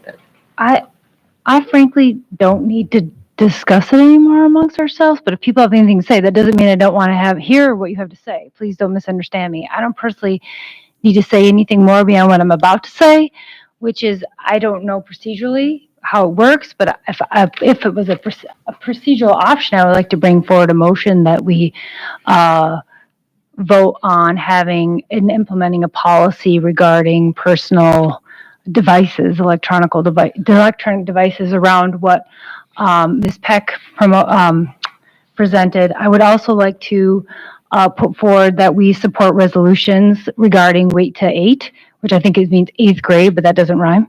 And then resolutions against social media. I know that some districts have also participated in lawsuits against them. I'm not saying we necessarily need to go that far right now, but as far as I'm concerned, I would be willing to support going forward with a away for the day policy, K-8. I feel badly because I know a parent mentioned having that go to K-12. I feel comfortable going K-8 right now, but I feel like K-12, 9-12 is another ball of wax that I think we would need to discuss further. But I think based on what we've heard versus the two middle schools, that's where I stand. And I also agree with what you said earlier, Ms. McIntyre, that we could go farther in terms of having some outreach regarding supporting efforts to be informative and to demonstrate where we stand as a board so we could be in alliance with where our community is as well. I would support a motion. I think I don't know, I would. I don't know that we have to have a motion right now. I think what we need to do is give clear direction to the HR policy team on what we as the board want so that they can modify our material, and then we can come back and vote on it. Because right now there's not a policy to vote on. Yeah. But I think we can consent as a team on the direction we want to go forward. And I will say that I support what Karen said. I like and I will say this again, I came in today kind of thinking, away for the day, but I could be convinced into, allowing the kids at lunchtime. And after hearing Sarah and after hearing people, I've kind of been swayed to the other side of the spectrum to say that the Meads Middle model is something I do now support, which is different from where I was at when I walked into this room. So I'm there with you, and I would like to see the policy committee work with Cole to strengthen that policy or maybe be more specific about it. And then obviously Colt can tweak their procedures accordingly to match and communications. I also do like this, and I don't know what it is, but the board supports, what do you call it? Wait until eighth grade or whatever. I don't know what that is. It's not a policy, but it's a board recommendation to the community, and I would support us as a board if there's a consensus, writing something up, working with Katie from communications and publishing that to our parents. And I don't know how we do that. I don't know if that's a formal thing we do at a board meeting. Maybe something else that we send out every school year at the beginning when people are registering, saying, this is part of our guidelines, and the board supports, no cell phones until blank. So I support both those procedures. I guess I want to know where the rest of the board's at. So are we using the language device rather than cell phone, since we know that we've got watches on? I think we have to to define the electronics in a way that's broader than what we think of a cell phone today, because he's absolutely right. The electronics are going to change, and certainly we're going to review our policies every 3 years because that's our process, but let's try to make that policy forward thinking and make it, write the words, the electronic device, in a way that covers this, but also things that don't necessarily exist today that might exist in 3 years. I'd also like to see us put it on the calendar in 2 years. Let's revisit it, right? To that point, we want to be forward thinking, and also in 2 years, let's look at, okay, what does exist, right? To make sure that we revise it. And I think automatically, we have a 3-year policy, we review every policy. So you guys will, by force of nature, have to review that 3 years from now. So I would enough. So I think I heard in the template that Ms. Peck read us that there was some accommodation for teachers inviting the devices into the classroom as part of the learning experience that they're planning. I think that we should protect that option. And that I also heard from parents that stood and spoke today that they would like to create some method by which they can speak with their child during the school day. Either there's a phone, we used to have phones on street corners back in my day, but someplace on a phone where a child and a parent can communicate. Well, there are phones in the office. I know, but can you imagine going to phone in each classroom? Yeah. Phone in every classroom. There's a phone in every classroom. Spent a lot of money on upgraded phone systems. Even at the elementary. There's no room in this district that does not have a phone. Okay, And a phone the number only attached. place So the you kids gotta see have the a old public fashioned conversation phones. in your classroom. Well, that's the only thing. I need my tampons. Do I have to say that in the classroom? Absolutely. And then there are counseling offices, and there are main offices, and there are lots of ways for kids to get. But we have a policy where those are supposed to be provided in the bathrooms right now, aren't they? That was just the most That's a whole embarrassing different subject. conversation. I think when we're talking about this, and obviously when we get into subcommittee, it's going to be a lot more in detail. I like having in the conversation that the exceptions to this away for the day would be, when a teacher wants and invites that use, but also I think we should put it in record, when there's an IEP or a 504 or someone has a medical reason to have a phone with them, just so that that's on public record. I know that we've all talked about that in our committee of the whole, but those things as well, I think, would need to get little caveats in it. Yeah. And to be clear too, I want to make it publicly known. Obviously, I'm in support of what you proposed, Karen, in terms of writing a policy, looking at it K-8. I think there's a lot to be said about considering 9 through 12. Maybe that's not this year. So we can't guarantee that policies won't change between now and I think in the future. For clarity, because I want to be absolutely clear for the public, you're advocating for the Meads Mill approach? Yes, so wait for the day. That's where I was at, but I wanted to make sure. I wanted to make yes. sure we were on the same I don't like the word ban, I'll be frank, because But it that makes it isn't- sound like you can't walk into the building with one, and it's not in your locker, and that's not accurate as to what's happening there, just that it's not you're not to take it, you can walk past your locker and I guess send your mom a text, but that you're not taking out at lunch and walking through the hallways with it. And I also think we haven't said this out loud, but I assume we're all thinking about like a fresh start in the fall. Yes. Correct, yeah, fresh start in the fall. Yes. So, and does that, With communication Yeah. and. In August, when you sign up, there's fresh communication, there's clearer, more specific. And I think we I gotta do think all of that. really surrounding K-5 even, having making sure we're definitely being much more clear and like, I believe in that Meads Mill handbook, there's some bold font used regarding the electronic devices so that we're really clear with our elementary school parents. I understand it's the number one concern of parents right now is there's still child safety at school, They sadly. don't know that there's a phone in every room too. Like that's important to know. So making some more clarity around that too. There's Yes. That's different than having like a tracking device, which is really what those are on your child, but. Are we presuming then that it also, if we're using the Meads Mill model, that under the purview of the principal, a reward to a class for some wonderful thing that they did out in the community it could be a cell phone lunch? That's part of the Meads model too? Are we precluding that? Is this too detailed for this stage of the discussion? I don't think we're precluding that. I mean, I think we could take that back to the subcommittee and. Yeah. I think you take that subcommittee, work on with legal or whoever you have to work on the words, and then come back and we can vote on it for the public.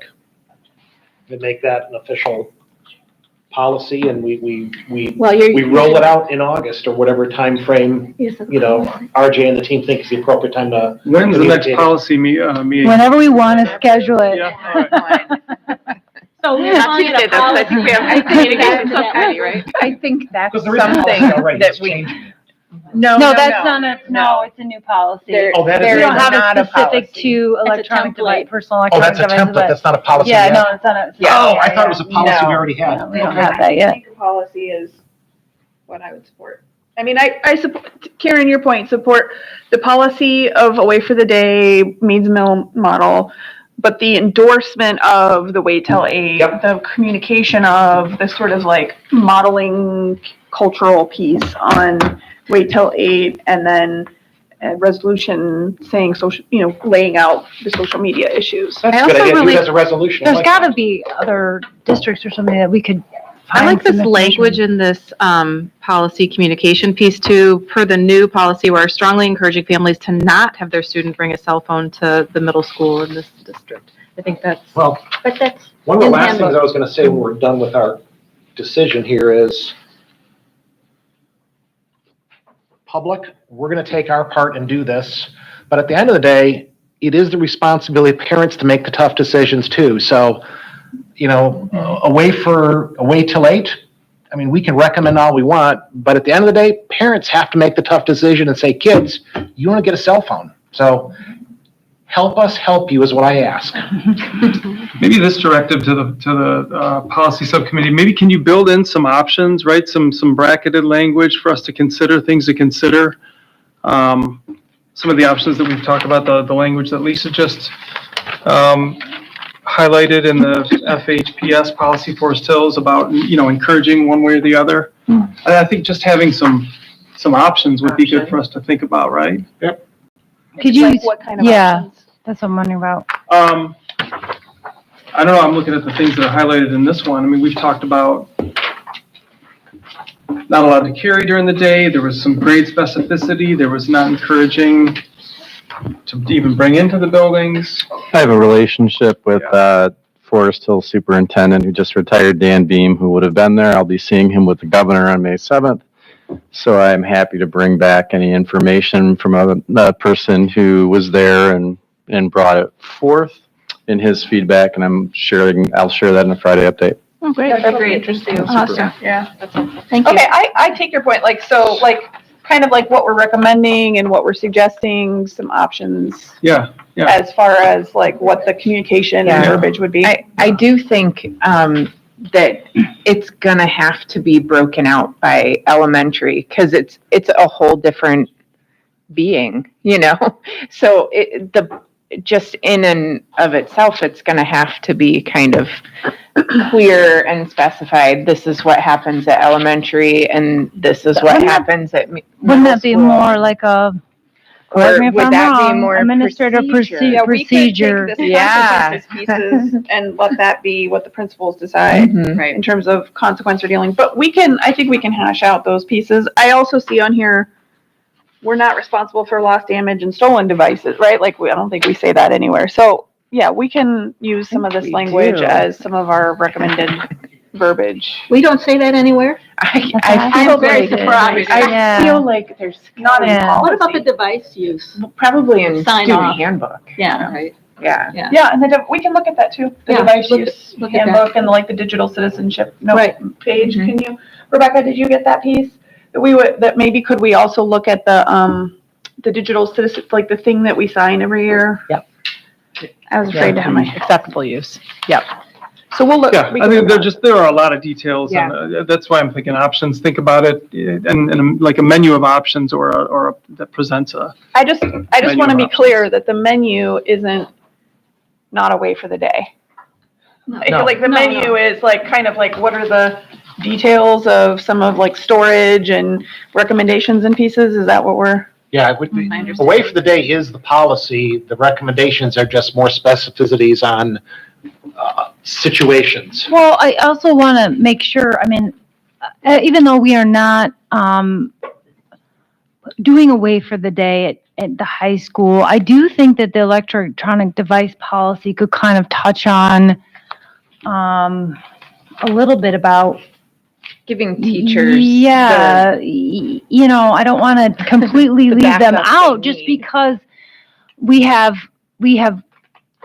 things coming up that we don't even know, you know, so some kid walks in with a hologram button that we can't say, well, you can't have that. You know, I want to give some sort of cushion so that we're a little, I know we said we need to revisit, so I don't want to, Well, maybe some we sort should, of, I mean, one thing we could talk about is like, stop the madness here, right? Like, instead of letting it infiltrate into the school as like a thing that everyone has to have because everyone else has it, like, we could say like, future devices that do not exist, you know, in regular operation. anything created after Because like 2024. that's part of what happens, right? Is that we all become reliant and we become. I think this is just like the smoking is. policy. We talked about Yeah. something, a month ago about, it was smoking, then it was vaping, and that now there's this thing, it's not tobacco chew, but something else. And The little our pouch policy is thing. written in such a way that it covers that instance. So Yeah.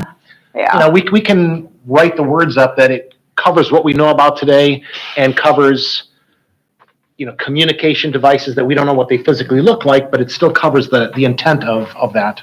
Okay, but you want the subcommittee to write a policy Yes. basically in line with Meads Mill with a variety of options on some of the surrounding policies. I mean, I'll be honest, I still think that it's not I don't have a problem with the cell phones at lunch only at Hillside. But I also understand that there are 7 of us here, and That's why I will was go with- proposing a motion so that Yeah. we vote on it, because I don't want, that's why I just wanted to make sure that if we are making a policy, it's something that we can all vote on, because to me, I don't And that see will, once making a policy and then once the policy committee comes back with a proposal, it'll come back to us and we'll formally vote on it. But what I So- think Karen's point is like, because I we've had understand some that. differences of what did we agree when we left the table. Mhm. And I think I count 4 people who would vote yes on what Karen has said. I mean, I was very clearly. specific, asking her to clearly say we're the Meads Mill model. I said I Yeah. agree with it, and so I I think, agree with that. I agree. I think there's probably a consensus, which is I 4 will go or with the more. consensus of the board, yeah. So to be completely frank, I haven't been on the board in this situation. Usually we've been dictated by outdated policy and or changes in law or things that, came up maybe before we were elected that brought upon changes to policy. Having it go the other direction is new to me. So I guess I don't really understand what I hear you saying is that it is not usual for us to make a motion which would be binding in some way at this point that No necessarily policy needs to to vote on. come through the HR policy and then we vote on it. Although I'm in experience with the idea that a board, not that we do discuss them, and I think we thoroughly vet them, but having them come that direction where we would have the debate at the policy itself would be a little bit different than anything I've experienced. Yeah, I mean, here's we just usually aren't split 4-3. Let's just be, I mean, can we just cut through it? Like, usually it's like 7 of us are like, yeah, should we ban vaping? Yes. Okay, next. And so we don't have to like worry that we're going to backslide and disagree later about the bracket and like whatever, right? Like, usually it's like, And also, we can't have an argument about like changes in teacher evaluation. That's law. We could split hairs about how it's written, but we have to follow the law, so we can't. So, I mean, the only point I want to do is we just don't want to waste our time. There's a subcommittee.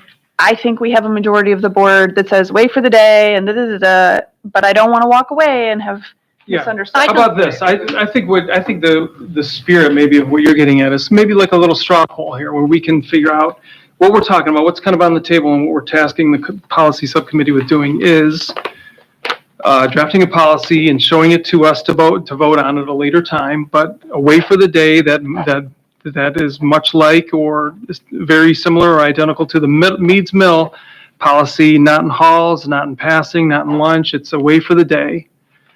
How many folks are in favor of that? This is not a motion. This is a straw poll. All right, so this is 1, 2, 3, 4, 5. That's a consensus. I'm there. I'm with you. I'm not fully on board, but that's fine. President Wilson, can I just clarify something? What I heard you just say is not in line with Meads? No, that is in line. Is it not? No, it's not in line with Meads because you said not in hallways, not in passing times. Meads does allow that. They Does do. allow during passing time and You hallways. cannot get your phone out. If your phone is out, they will say, put your phone away. I'm just, it says students may check phones during passing time. It's in their handbook. I just want to be You can clear. check your phone in your locker. Yeah. Right, I just want to make sure that you understand that part of it. And Thank you close for your that door. clarification, because I had the same understanding. So I appreciate that. That was my assumption. Not allowed at elementary, however. Yes, exactly, which is why we would have to break it out a little. Right. Elementary versus. Well, okay, so, all right. I'm just noticing that the Forest Hills policy is like, it's in your locker, it's turned off. You can use it before school, you can use it after school.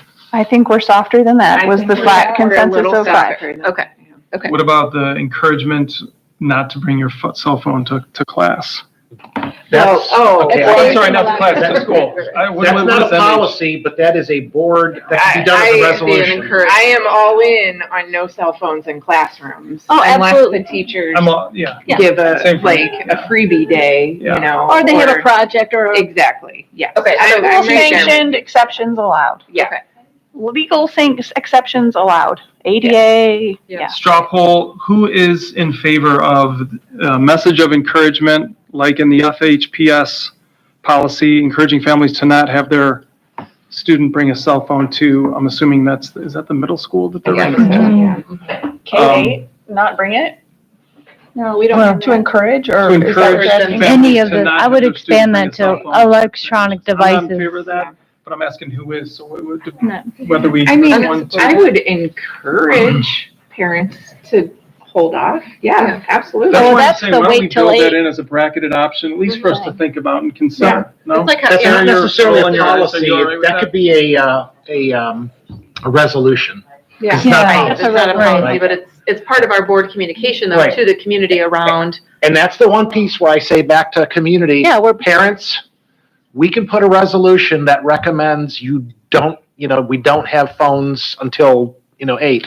But that's not what he Parents just need to said. make the final decision, so we need you to support us. That's not what he just said. He's talking about bringing it to school. Oh, I think there's like a national movement or something of wait till 8. And it's Right. the whole idea of the movement is wait to give your phone at least wait to give them a smartphone until 8th grade. Because there are considerably less able phones that they can give. And I can't remember the name. Yeah, and I don't know if they They are just against text and those two call. or whatever, but like,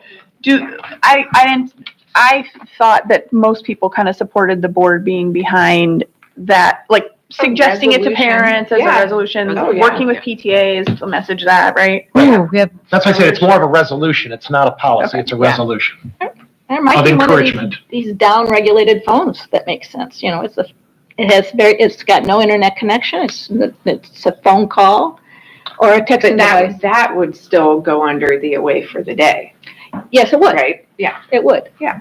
But I'm talking about the resolution and the Got message it. about, Mhm. wait till 8, and maybe you just scaffold up the type of phone or device that you buy. I bet we could find a template. When you start getting into the I'm sure type of there's phones one. with things that Yeah. aren't gonna exist, you're getting into the mud. I just think the Right. resolution. yeah, I should don't be- even want to use the till word eight. phone. Let's just call electronic device. Just let AI write it. Yeah, yes, let's go back to ChatGPT and.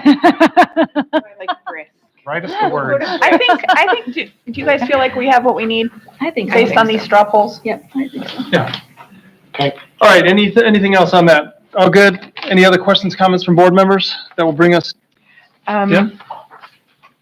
Are we at questions, We're comments? we're about to, yeah. The only thing I wanted to bring up one last time at a board meeting, overbooked book club, Northville Youth Network, in collaboration with Winchester PTA, is April 25th. That's a Thursday night at 6:30, and it's in the Winchester Media Center.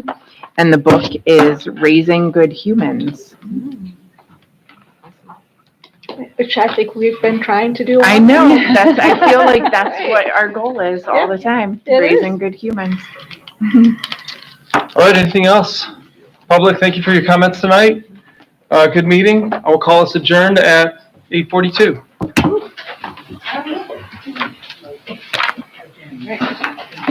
All right, inching along.